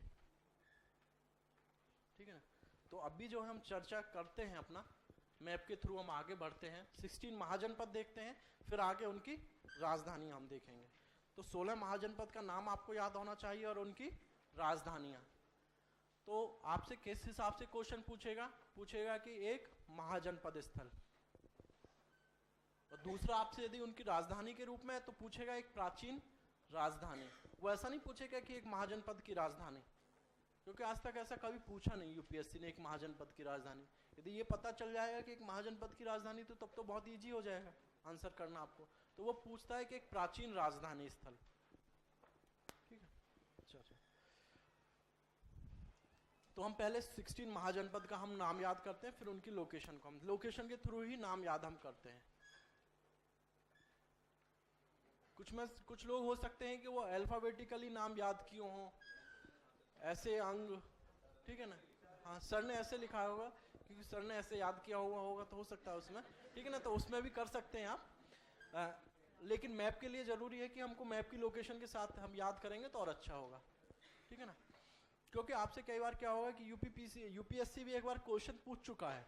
उसने क्या किया है कि लास्ट ईयर के पेपर में जाएंगे, उसने एक तरफ जो है कि 4 महाजनपद का नाम लिखा हुआ है और 4 आगे जो है कि उनका वर्तमान स्थल का नाम लिखा हुआ है, वर्तमान राज्य का, ठीक है ना। तो आपको यदि पता होगा इसमें, पहला हम देख रहे हैं अफगानिस्तान में कंबोज, दूसरा पाकिस्तान में गांधार, तीसरा हम देख रहे हैं अभी देखा था कुरु, चौथा हम देख रहे हैं आपका सूरसेन, 5वां हम लोग देख रहे हैं मत्स्य, छठा हम लोग देख रहे हैं पांचाल, 7वां हमने देखा है चेदी, 8वां हमने देखा, 9वां, 10वां, 11वां, 12वां, 13वां, 14वां, 15 और 6 अश्मक, ठीक है ना। आप या तो ए से भी याद रख सकते हैं, ए से अल्फाबेटिकली में 3 है, अंग, अस्मक, अवंती, जिस हिसाब से आपको याद करने का कर सकें। पर आपसे रिक्वेस्ट ये है कि आप 16 महाजनपद का नाम जरूर याद रख लें, क्योंकि कहीं ना कहीं आपको जो है कि ये नाम आपको जरूरत पड़ेगी ही पड़ेगी, इनका 16 का और इनकी राजधानियों का, ठीक है ना। आपको मैं बता दूं कि राजधानी वाला आगे भी, जैसे कि कंबोज की राजधानी आपको यहाँ पे हम चर्चा करेंगे लाजपुर अर्थात हाटक, गांधार की राजधानी हमने तक्षशिला, कुरु की राजधानी आपका इंद्रप्रस्थ, सूरसेन की राजधानी मथुरा आ जाएगी, मत्स्य की राजधानी विराटनगर, 6 नंबर पे आपका पांचाल की राजधानी 2 हैं, अहिछत्र और कामपिल्ले, अहिछत्र और कामपिल्ले। क्योंकि आपने पढ़ा भी होगा, सर ने लिखाया भी होगा कि जो पांचाल राज्य था, उत्तरी पांचाल राज्य और दक्षिणी पांचाल राज्य 2 में विभाजित था।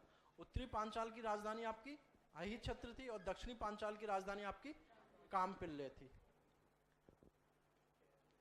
7 नंबर पे चेती की आपकी होगी सूक्तिमती, ये नाम थोड़ा सा अजीब लगता है लेकिन आप 1-2 बार लेंगे, सूक्तिमती। 8 नंबर पे आप देख रहे हैं वत्स की हमने यहीं पे आपका कौशाम्बी। 9 नंबर पे हमने देखा कौशल, कौशल की राजधानी श्रावस्ती। 10 नंबर पे काशी, काशी की राजधानी वाराणसी या सारनाथ। 11 नंबर पे मल्ल, मल्ल का कुशीनगर। यह है 12 नंबर पे बज्जी, बज्जी की राजधानी वैशाली। 13 पे आपका है मगध। देखिए मगध की 2-3 राजधानियां रही हैं, राजगृह, गिरिवज्र और पाटलिपुत्र। ठीक है। अंग चंपा, अंग की राजधानी, ये अवंती महाजनपद था। अवंती महाजनपद भी 2 भागों में विभाजित था, उत्तरी अवंती और दक्षिणी अवंती। उत्तरी अवंती की राजधानी थी आपका उज्जैनी, जो उज्जैन कहते हैं, उज्जैनी। और दक्षिणी अवंती की राजधानी आपकी थी महिष्मती। महिष्मती को तो आप वैसे भी नहीं भूल सकते, बाहुबली मूवी आप लोगों ने देखी होगी, ठीक है ना। और 16 नंबर था आपका अस्मक। अस्मक की राजधानी प्रतिष्ठान अथवा पैठान, हम आगे चर्चा करेंगे यहाँ पे आपको, वैसे अगले वाले मैप में भी मैं दिखा दूंगा। ये है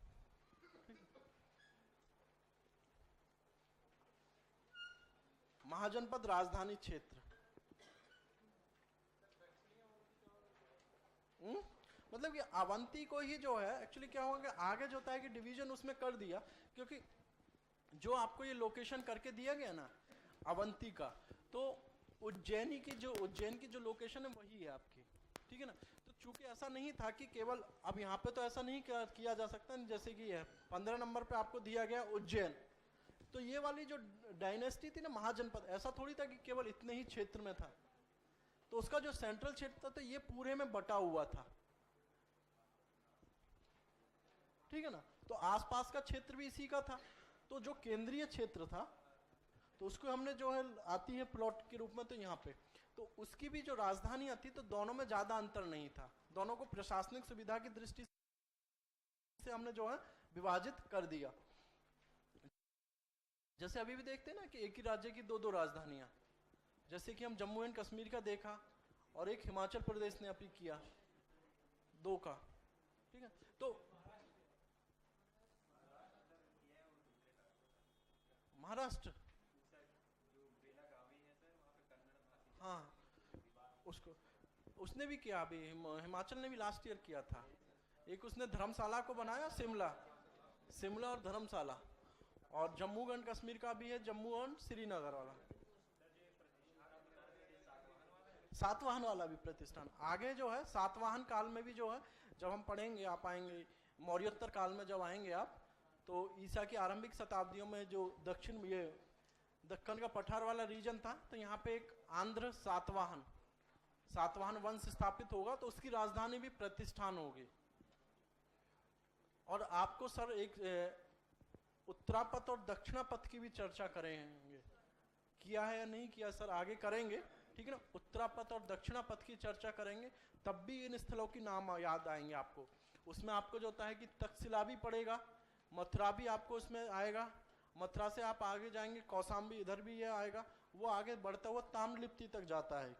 और जो दक्षिणापथ है तो वो भी यहाँ से, ये मथुरा से वो हो जाता है, तो उसमें प्रतिष्ठान भी आपको आएगा नाम, ठीक है। तो ये आपकी राजधानी स्थल है। तो आप मेरे को पहले बताना बिना देखे हुए, ठीक है ना। तो ये यदि राजधानी स्थल के रूप में पूछा जाएगा तो क्या होगा, ये कौन से महाजनपद की राजधानी है? ये 2 नंबर पे क्या है, लाजपुर या हाटक जाएगा। कुरु महाजनपद की राजधानी इंद्रप्रस्थ। 4 नंबर पे मथुरा, सूरसेन की राजधानी मत्स्य महाजनपद की, ये आपसे पूछा जाएगा। पांचाल राज्य की राजधानी, तो ये अहिछत्र, ठीक है ना। 7 नंबर पे आपसे पूछा जाएगा सूक्तिमती, चेदी की राजधानी 8 नंबर पे आपसे पूछा जाएगा वत्स की राजधानी। 9 नंबर पे आपका कौशल की राजधानी श्रावस्ती। 10 नंबर पे काशी की राजधानी वाराणसी या सारनाथ। 11 नंबर पे आपको मल्ल की राजधानी, बज्जी की राजधानी पाटलिपुत्र, राजगृह। अंग की राजधानी अवंती की राजधानी उज्जैनी है। और ये प्रतिष्ठान आपका अस्मक की राजधानी प्रतिष्ठान। इस बार बज्जी पूछा था आपसे, बज्जी की वैशाली को पूछा था इस बार के मैप में।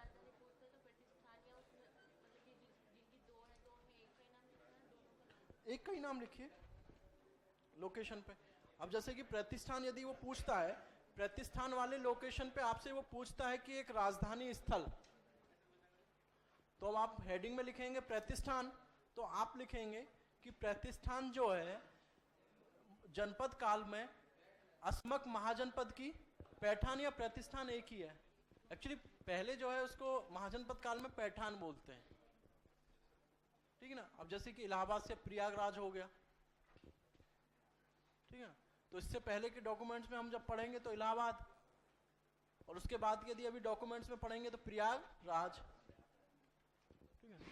अभी जैसे कि शिमला का नाम भी बदलने की बात चल रही थी, श्यामला, ठीक है ना। तो पहले जो था कि ये सपोज मान के चलो कि पहले ये भी ये पैठान था, तो पैठान से कुछ अच्छा सा नाम लगे तो प्रतिष्ठान नाम हो गया, ठीक है। तो एक ही नाम है, वो एक ही लिखिए, प्रतिष्ठान लिखिए, कोई दिक्कत नहीं है। हाँ, दोनों में अलग अलग है। देखिए कामपिल्ले जो है उसके थोड़ा नीचे है। अभी मैं अगले एक आपको जो है एक अलग से जो है मैप दिया जाएगा, उसमें केवल आपको राजधानियां ही राजधानियों का मैप होगा पूरा।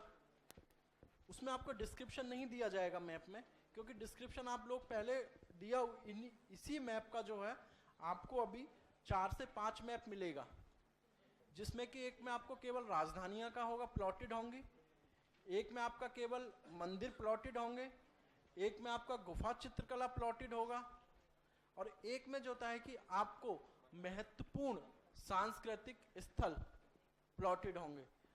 और आप देख सकते हैं अपने जो मैप का बुकलेट है, इसके लास्ट में आप जाएंगे तो 2 मैप आपको दिया गया है। एक होगा प्रमुख पत्तन यानी कि पोर्ट, जिसको बंदरगाह कहते हैं, और एक होगा आपका प्रमुख किले। इसी रूप में आपको आगे भी जो होता है कि 2 से 3 मैप और प्रोवाइड कराए जाएंगे, जिससे कि आपको क्विक रिवीजन में वो सहायक होंगे आपका।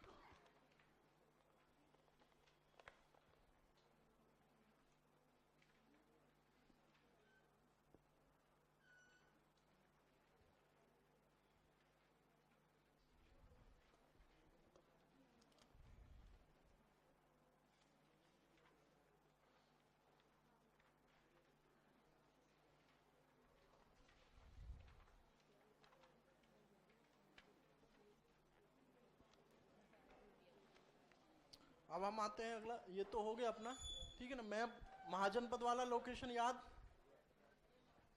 हो गया ना आप लोगों को, ठीक है। अगला हम देख रहे हैं बुद्धकालीन मैप।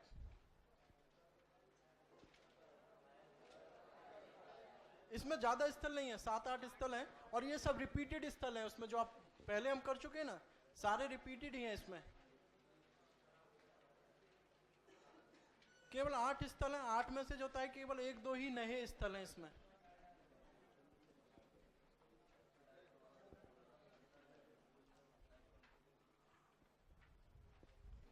पहला स्थल हम देख रहे हैं बुद्धकालीन स्थल में।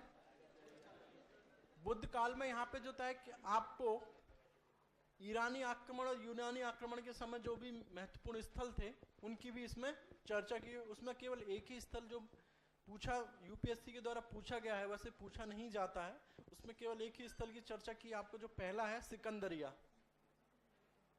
वो भी यूपीएससी ने आज से जो होता है कि 10-12 साल पहले एक पूछा था, जब प्लॉटेड के लिए आता था सिकंदरिया। तो अब आपसे वो पूछ सकता है कि एक प्राचीन कालीन महत्वपूर्ण नगर, चूंकि सिकंदर के नाम पे है और और उसी के द्वारा बसाया गया था, तो इसलिए पहला हम लोग देख रहे हैं यहाँ पे बुद्ध काल में पहला स्थल डारडा। यह एक महत्वपूर्ण प्रशासनिक केंद्र था। अभी हमने देखा था यहीं पे आपका लाजपुर हाटक, यदि वो राजधानी आपसे पूछेगा तो आप कौन सा लिखेंगे? लाजपुर हाटक। यदि बुद्धकालीन स्थल के रूप में पूछेगा तो आप कौन सा लिखेंगे? डारडा। तीसरे नंबर पे हम देख रहे हैं संघोल। संघोल की हम तीसरी बार चर्चा कर रहे हैं, इससे पहले भी हम चर्चा कर चुके हैं। चौथे नंबर पे आप देख रहे हैं लुम्बिनी। लुम्बिनी कहां पे आपका? नेपाल में। लुम्बिनी आपका नेपाल में। लुम्बिनी के बाद हमने देख रहे हैं आपका कुशीनगर। अभी मल्ल महाजनपद देखा था ना, मल्ल की राजधानी कुशीनगर। कुशीनगर, कुशीनगर क्यों फेमस है बुद्ध काल में? महापरिनिर्वाण बुद्ध का कुशीनगर में हुआ था। और लुम्बिनी किस लिए फेमस है? जन्म हुआ था।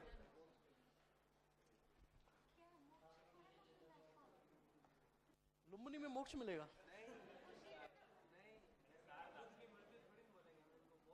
मोक्ष भी नहीं बोलेंगे, निर्वाण प्राप्ति हुई।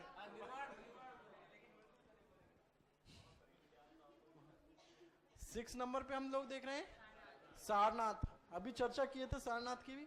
7 नंबर पे वैशाली की चर्चा करेंगे। 8 नंबर पे बोध गया। ठीक है ना, इतने ही स्थल आपका जो है इंपॉर्टेंट है इसमें। अब आपसे पूछा कैसे जा सकता है? यूपीएससी ने 2012 या 13 में पूछा, साउथ में जो है यहां पे एक पूछा था आपका शंकराचार्य का जन्म स्थल, उसने पूछा था 13 में। उसने पूछा है शंकराचार्य का जन्म स्थल केरल में था। ठीक है, तो आपसे भविष्य में पूछ सकता है महात्मा बुद्ध का, तो पूछ सकता है कि एक दार्शनिक, उसने पूछा था यहाँ पे कि दार्शनिक से संबंधित स्थल, तो वहां पे भी पूछ सकता है कि एक दार्शनिक से संबंधित स्थल। तो आप कंफ्यूज नहीं होंगे, तो वहां पे भी आपका आएगा लुम्बिनी, आप लिखेंगे। या पूछ सकता है कि एक दार्शनिक से, ये भी ऐसे भी पूछ सकता है, कुशीनगर को भी पूछ सकता है आपसे, लुम्बिनी को भी पूछ सकता है। दोनों स्थल इस रूप में भी आपसे पूछा जा सकता है। समझ रहे हैं ना मैं जो बात कहना चाह रहा हूं आपसे, कि जिस हिसाब से क्वेश्चन होगा उसी हिसाब से हमको आंसर देना होगा। ठीक है, अब लोग हम आते हैं अपना चार्ट वाला, चार्ट प्रिपेयर करते हैं। कुछ लोग जो नए हैं उनके लिए मैं बता दूं कि कैसे चार्ट हम प्रिपेयर करेंगे। कल का शेड्यूल आप लोगों को पता है? हैं? क्या?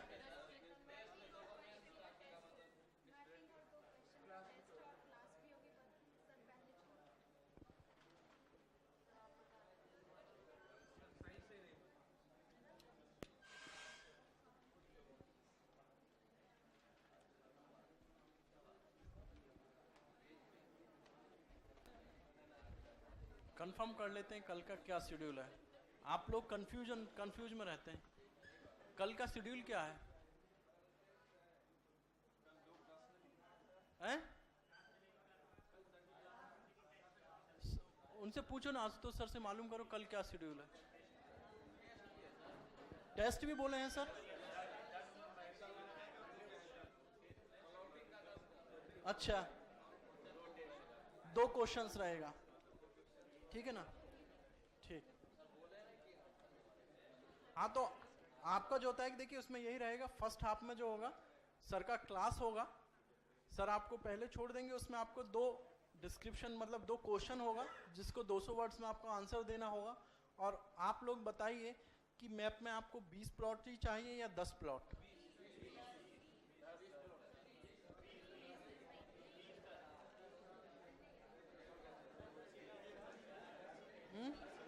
देखिए 10 ही मैप आएगा, ठीक है ना? 10 मैप आएगा और 10 मैप आपको जो आज वैदिक काल, महाजनपद, महाजनपद का राजधानी क्षेत्र और बुद्ध काल जो है, इसी से आपको जो है 10 मैप आएगा।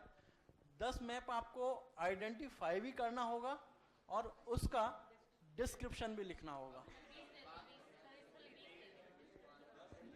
आप जो है कि अपने हिसाब से डिस्क्रिप्शन लिखना, मैं देखना चाहता हूं कि कैसे आप लिखते हैं।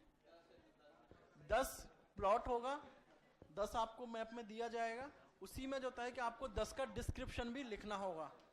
अभी से आप डिस्क्रिप्शन से भागेंगे तो वहां पे भी तो लिखना होगा ना आप लोगों को, ठीक है ना। अभी मैं हिंट कर देता हूं कि डिस्क्रिप्शन लिखा कैसे जाता है।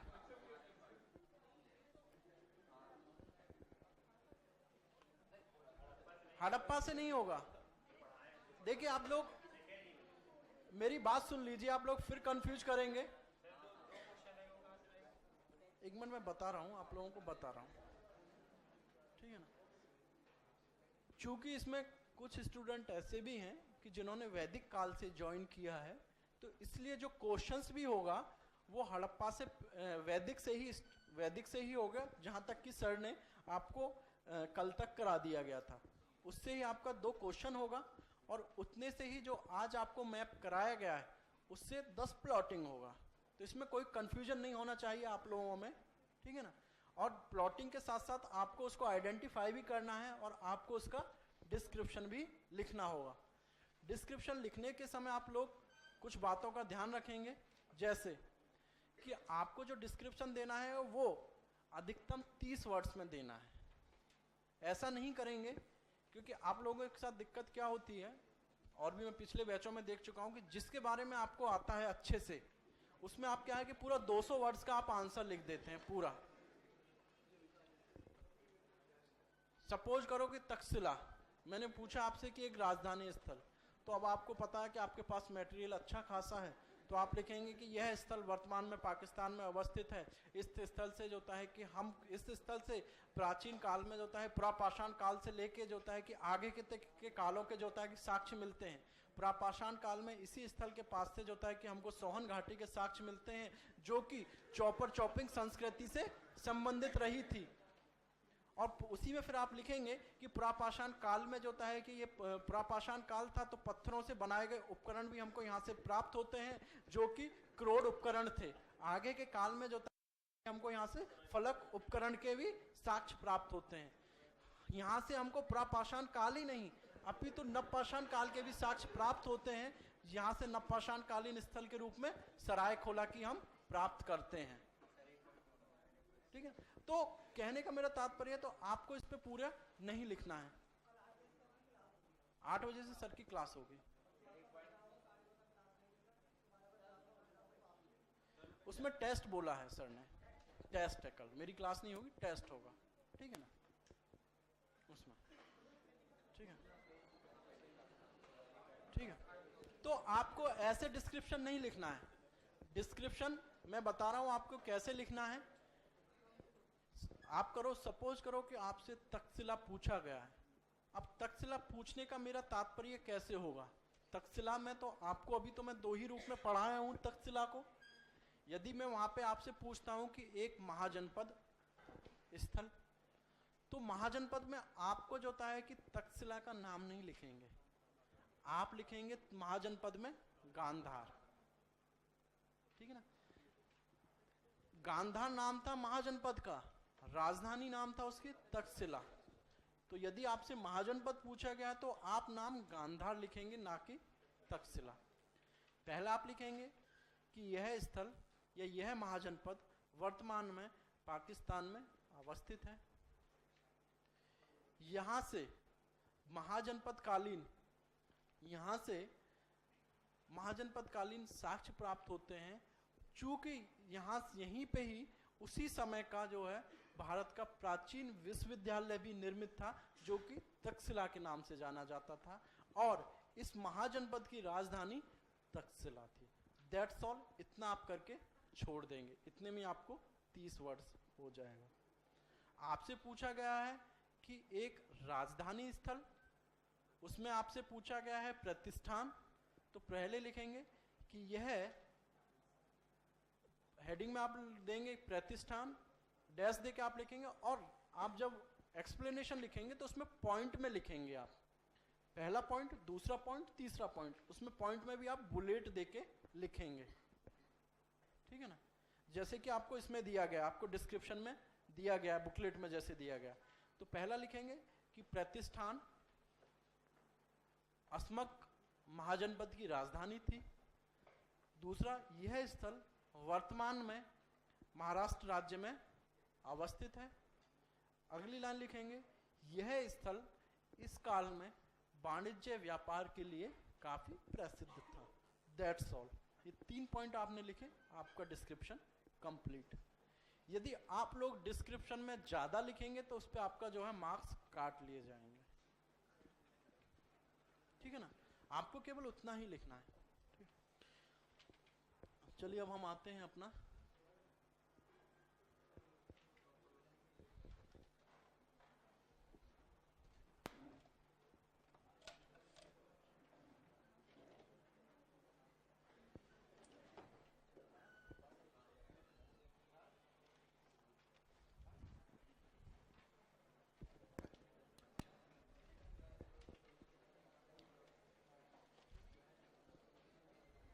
पेन यहाँ वाला।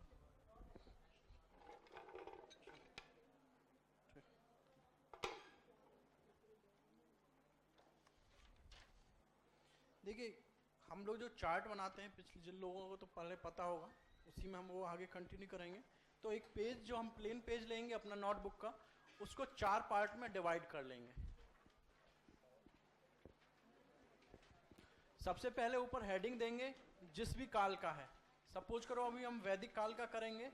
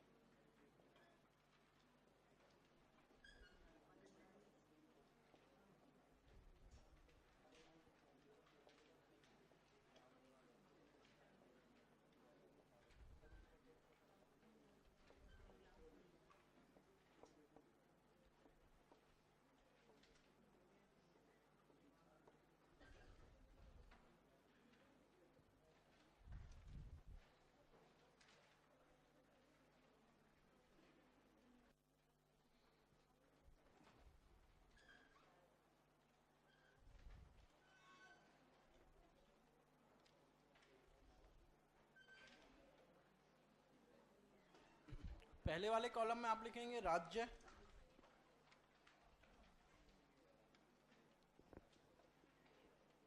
दूसरे में आप लिखेंगे स्थल,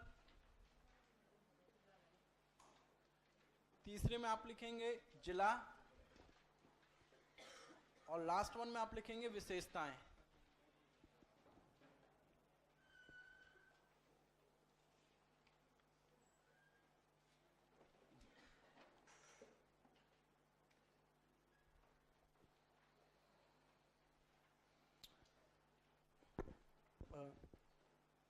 सभी के पास बुकलेट है ना मैप वाला, उसमें आप डिस्क्रिप्शन वाला पेज खोलिए, वैदिक काल वाला।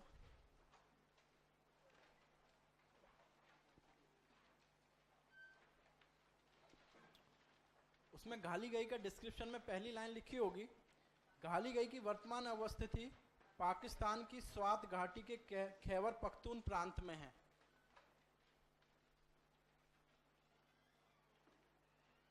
स्वात घाटी इससे पहले मैंने कहां पे बताया था आपको? पाकिस्तान में तो है ही है।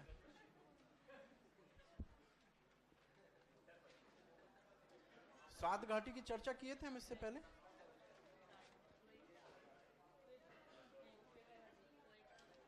कौन सी घाटी की चर्चा किए थे?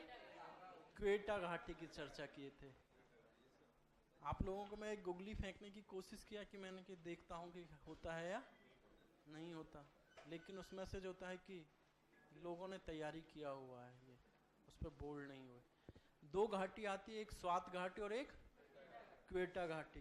क्वेटा घाटी की हम चर्चा किए थे ना, दम्ब सादात और क्वेटा, किस काल में किए थे? प्राक हड़प्पा कालीन स्थल और हड़प्पा कालीन स्थल के रूप में किए थे। आप लोग भूल चुके हैं लगता है, पीछे वाले तो सब लोग भूल चुके हैं, नहीं देख रहे हैं आप मैप को। मुंडी गाग कहाँ पे है?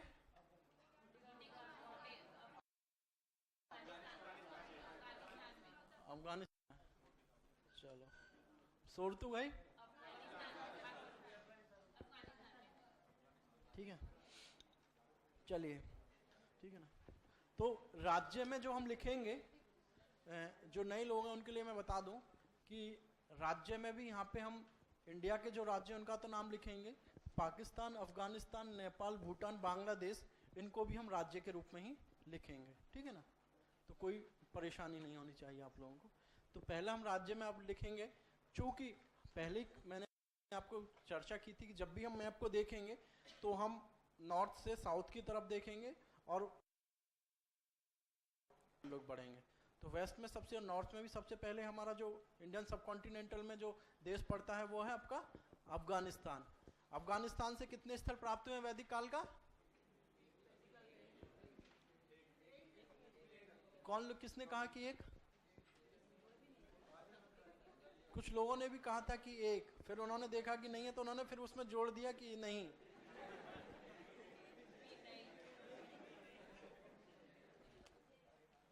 ठीक है ना। तो अफगानिस्तान से कोई स्थल नहीं प्राप्त हुआ है। पाकिस्तान से स्थल प्राप्त हुए 3 स्थल, अभी भी चर्चा किए थे। तो पहला आप राज्य में लिखेंगे पाकिस्तान,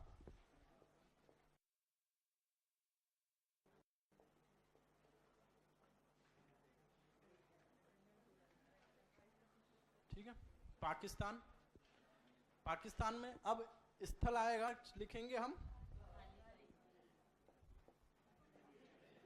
घाली गई अर्थात चाली गई, ऑग्लिक करके आप लिख लीजिए।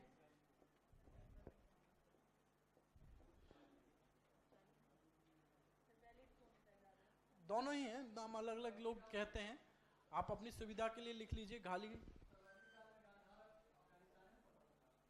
नहीं नहीं, गांधार अफगानिस्तान में कैसे पड़ेगा? वर्तमान में भी वहीं पे है पाकिस्तान।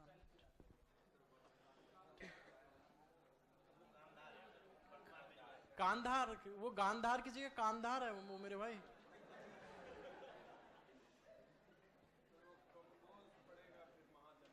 हाँ ठीक है ना। तो राज्य में हम लिखे पाकिस्तान, स्थल में हम लिखे घाली गई अर्थात चाली गई, प्रांत में हम लिखेंगे जो जिला, वो तो पाकिस्तान का प्रांत है, प्रांत को हम जिले में तब्दील करेंगे तो लिखेंगे खैबर पख्तून।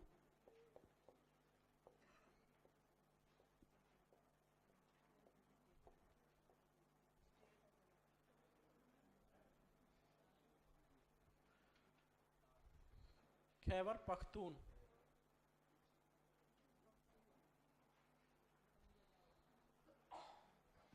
विशेषताओं में लिखेंगे हस्त निर्मित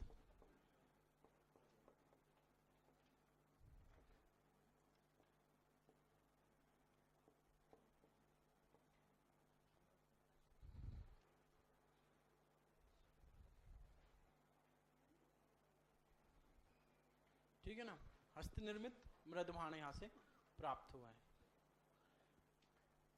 इसमें आपको लिखा होगा यहां से हस्त निर्मित मृदभाण एवं बट्टी कास्म के साथ हड्डी के औजार मिले हैं। बट्टी कास्म नहीं जानते?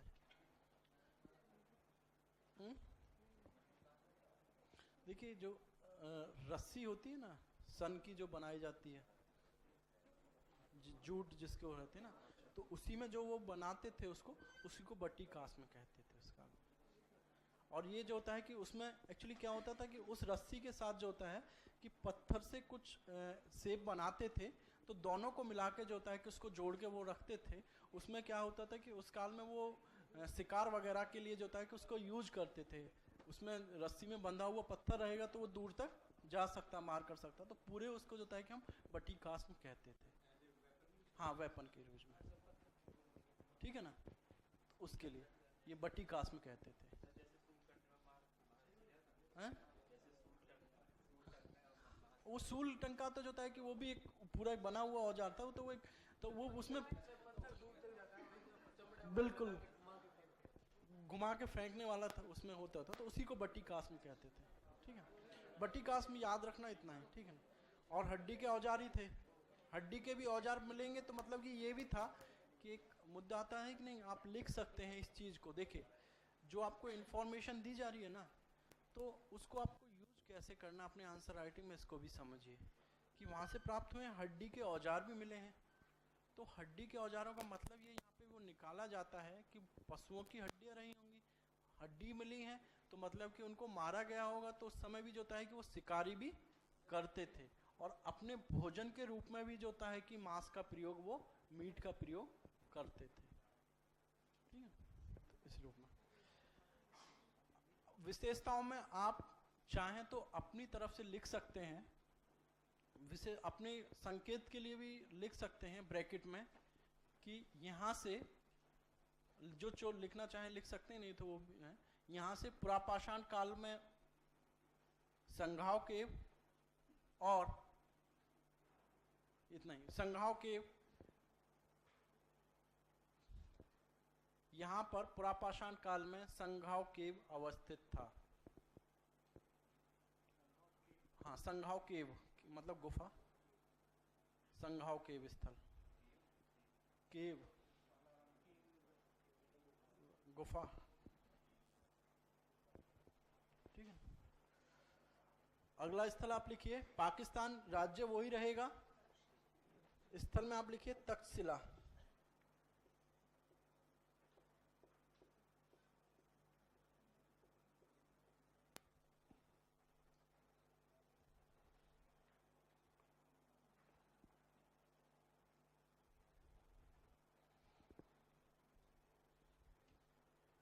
जिले में आप लिखिए पंजाब,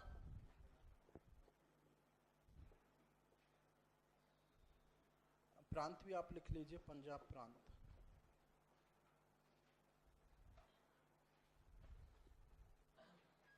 विशेषताओं में लिखिए, यहां से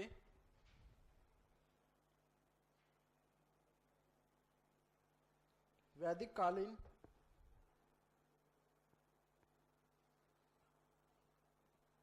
मृदभाण,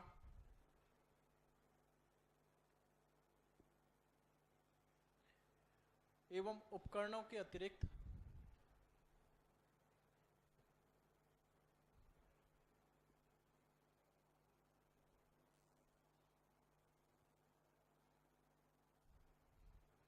प्राचीन विश्वविद्यालय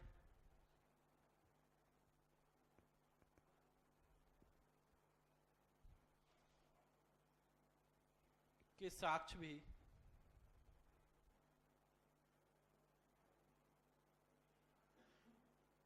प्राप्त हुए हैं।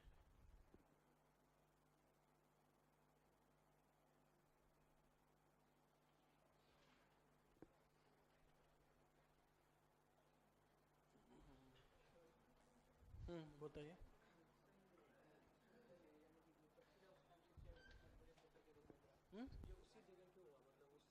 क्या? हाँ हाँ, इसी लोकेशन पे क्यों हुआ?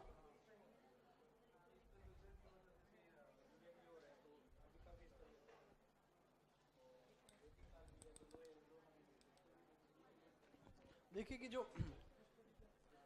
रीजन उसका, देखिए जहाँ तक बताया गया है कि उस क्षेत्र की अवस्थिति, ठीक है ना, आप लोगों को पता भी है कि जो ये वाला रीजन है, ठीक है ना, उपजाऊ नहीं है, पथरीला रीजन है। आपको बताया था कि यहाँ पे जो था पूरा पर्वत श्रृंखलाएं अवस्थित है, पथरीला रीजन है। तो बनाने के लिए, कोई भी इमारत बनाने के लिए सबसे बड़ी, तो उस काल में ऐसा तो है नहीं कि ईंटों का प्रयोग उस समय हो रहा था। उस समय ईंटों का प्रयोग हड़प्पा काल में भी हुआ, लेकिन उस समय पत्थरों का भी प्रयोग हुआ। तो यह स्थल, एक तो पत्थरों की उपस्थिति यहाँ पे पर्याप्त मात्रा में थी। दूसरा कि ये आप देखिए कि जो उस काल का जो तक्षशिला विश्वविद्यालय था, तो उसमें क्या हुआ कि आप देखेंगे कि वो ये वाला क्षेत्र उस समय आप जब पढ़ेंगे, आपको जब मौर्य कालीन में और जब यहाँ से यूनानी और ईरानी आक्रमण हुआ उस समय भी आप देखेंगे, तो ये पूरा जो क्षेत्र था यहाँ पे जो है ये व्यापार एवं वाणिज्य की दृष्टि से काफी संपन्न क्षेत्र था। तो यहाँ पे जो है कि उस समय पर्याप्त रूप में समृद्धि थी, रिसोर्सेज उपलब्ध थे, तो इसलिए वो वहाँ पे बना। और तीसरी बात यह है कि वहाँ से जो है कि इसमें अध्ययन करने के लिए, चूंकि आप देखें कि मध्य एशिया से, पश्चिम एशिया से और भारत से तीनों लोग से वो जो होता है कि छात्र आ सकते थे, तो यहाँ पे ये होगा।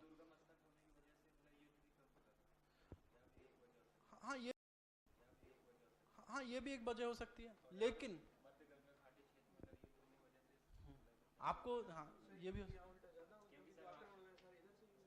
तो आते थे आक्रमण जो करते थे, ठीक है ना, आक्रमण जब करते थे तो जो भी आक्रमण हुआ आपने देखा होगा तो वो झेलम नदी के तट के करीब में हुआ। पहले सबसे पहले किसका हुआ? सिकंदर का हुआ, तो वो ब्यास नदी तक बढ़ा, ब्यास के आगे नहीं हुआ, लेकिन ये तो ब्यास से बहुत ऊपर है।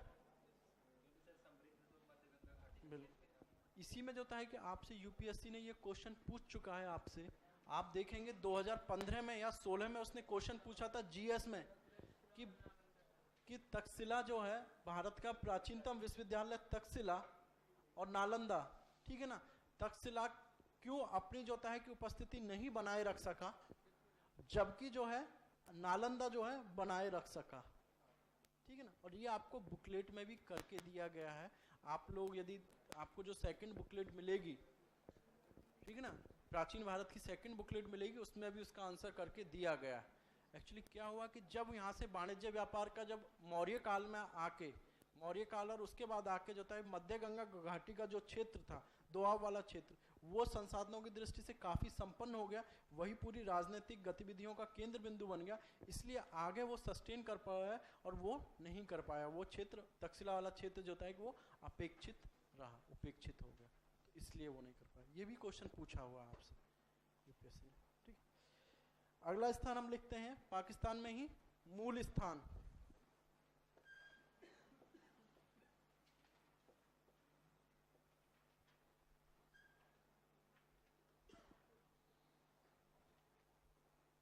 जिले में भी आप लिखेंगे पंजाब प्रांत,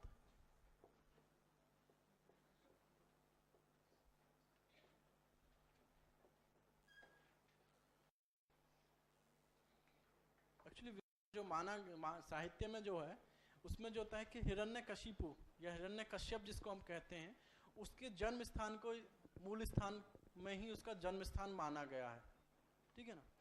तो ये आपको जो है कि एनसीईआरटी में भी ये लाइन लिखी हुई है, ठीक है ना, और भी जितनी भी बुक्स है उसमें मिलता है, तो इसलिए इस स्थल को शामिल किया गया है मूल स्थान, ठीक है ना। तो विशेषताओं में आप लिख लीजिए हिरण्यकश्यप का जन्म स्थान,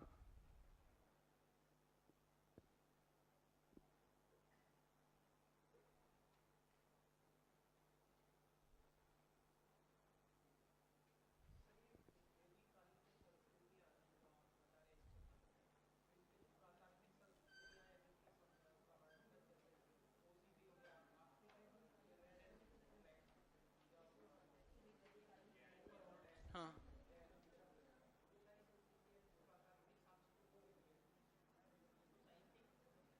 देखिए जो आपने जब पढ़ा होगा, सर ने लिखा होगा कि वैदिक काल के साहित्य को जानने के दो स्रोत हैं, साहित्यिक स्रोत और पुरातात्विक स्रोत। तो उन्होंने बताया होगा कि साहित्यिक स्रोत जो है कि व्यापक मात्रा में इसकी जानकारी देते हैं, पुरातात्विक स्रोत कम रूप में देते हैं। पुरातात्विक स्रोतों में भी हम चर्चा करते हैं, उसमें पीजीडब्ल्यू में महत्वपूर्ण स्थल है, ठीक है ना। पीजीडब्ल्यू के बाद जो है कि धीरे धीरे आगे अन्य कलर के जो पॉटरी हमको मिलते गए, जैसे कि उत्तरी काले पॉलिशदार मृदवान वगैरह, आगे के काल में ये द्वितीय नगरीकरण से ये स्थल जुड़ते जाते हैं। चूंकि जो वो मृदवान जो थे तो मिट्टी के बने हुए हैं, ठीक है, तो मिट्टी के बने हुए और किसी कारण जो थे उस समय जो है कि कोई बीच में बाढ़ वगैरह आई होगी इसलिए होगा, तो उस स्थलों से जो है कि हमको उसके साक्ष्य प्राप्त नहीं हुए हैं। चूंकि वैदिक कालीन साहित्य में इनकी चर्चा की गई तो इसलिए इन स्थलों को इस रूप में रखा गया है। हाँ, साहित्यिक साक्ष्य में इसकी उल्लेख किया गया तो इसलिए इसकी चर्चा यहाँ पे की गई है।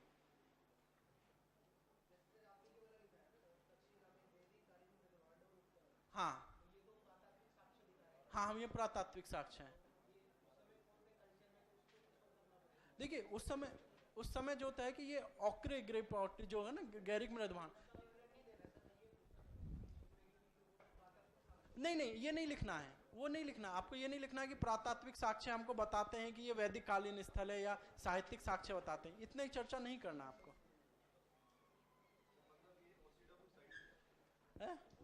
OCW साइट्स में हम इसकी चर्चा करेंगे, क्योंकि उस काल में जो मृदभाण थे तो वो आरंभिक रूप में मृदभाण थे, और उनका जो कार्बन डेटिंग पद्धति हुआ तो वो वैदिक काल से जुड़ रहा था उसका, तो इसलिए उसको वैदिक काल में रखा। ठीक है, अगला स्थान लिखिए, मूल स्थान लिखा और इसलिए अगला स्थान लिखिए आप। राज्य में, राज्य वाले कॉलम में हम लोग लिखेंगे, अब तो आप लोगों का बन गया ये, तो राज्य वाले कॉलम में आप लोग लिखना जम्मू एंड कश्मीर,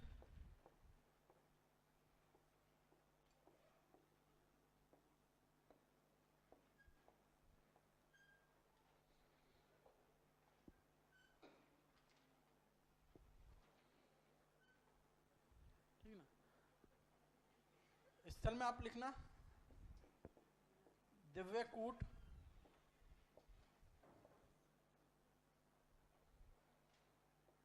जिले वाले कॉलम में आप लिखना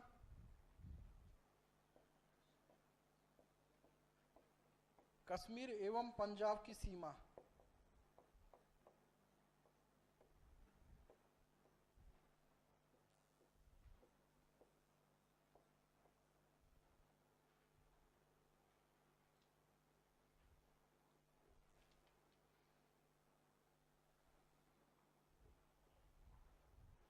ठीक है। विशेषताओं में लिखिए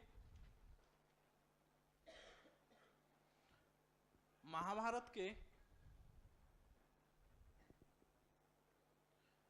सभा पर्व में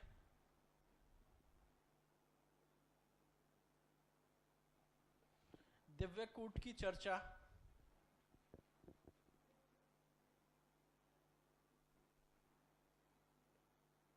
मिलती है, और ऐसा माना जाता है कि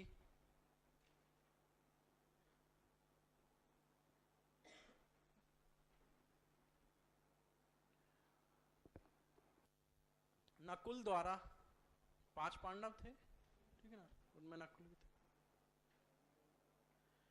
नकुल द्वारा इस क्षेत्र पर विजय प्राप्त की गई थी।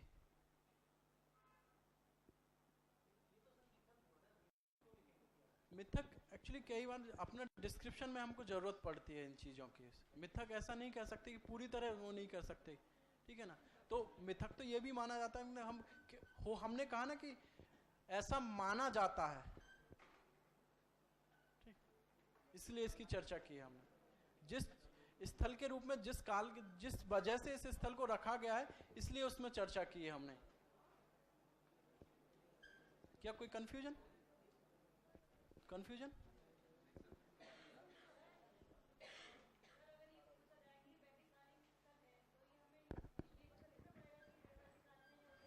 नहीं नहीं नहीं, वैदिक कालीन आप लिखिए। अगला स्थल आप लोग लिखिए, राज्य वाले कॉलम में आप लिखिए पंजाब,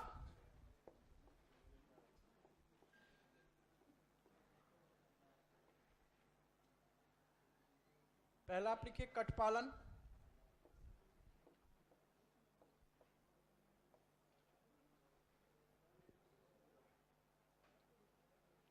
जिले में आप लिखिए जालंधर,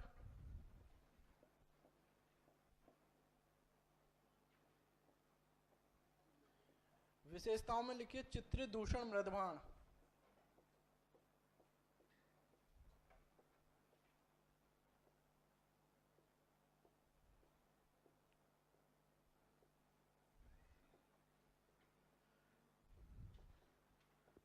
देखो चित्रदूषण मृदभाणों की प्राप्ति, किंतु लौह उपकरण प्राप्त नहीं हुए हैं।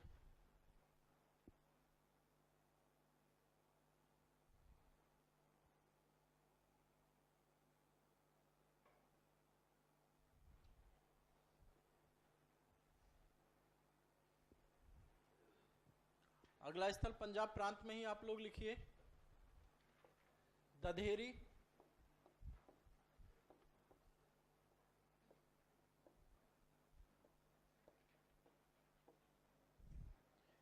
जिले में लिखिए फतेहगढ़ साहिब।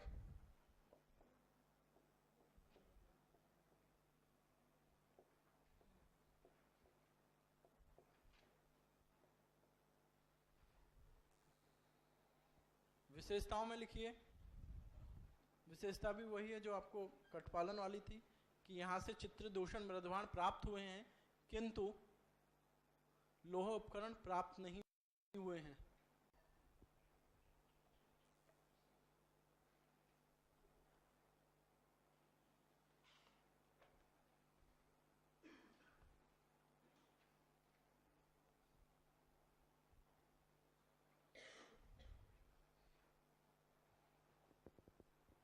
अगला स्थल राज्य वाले कॉलम में लिखिए हरियाणा।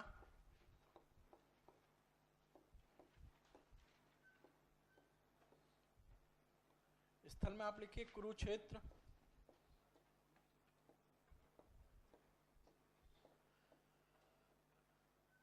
जिले में भी आप लिखेंगे कुरुक्षेत्र।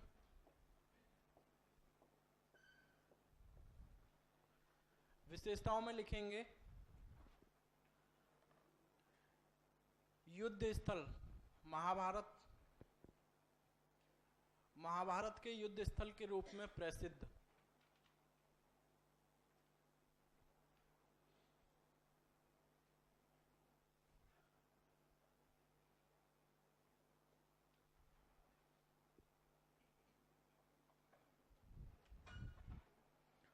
अगला स्थल लिखिए राज्य वाले कॉलम में लिखिए दिल्ली।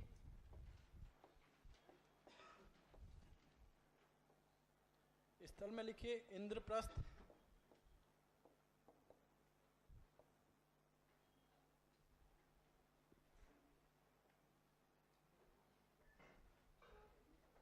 ठीक है, जिले वाला कॉलम छोड़ दीजिए, कोई असर नहीं है इसमें, ठीक है ना। विशेषताओं में लिखिए यह स्थल कुरु जनपद की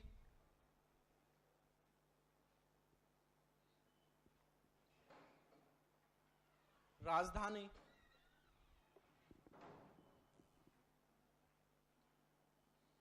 रहा था।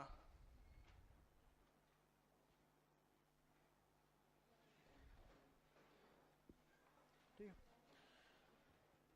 तो हमको जो अपना चार्ट प्रिपेयर करना है वो इसी रूप में प्रिपेयर हम लोग करेंगे।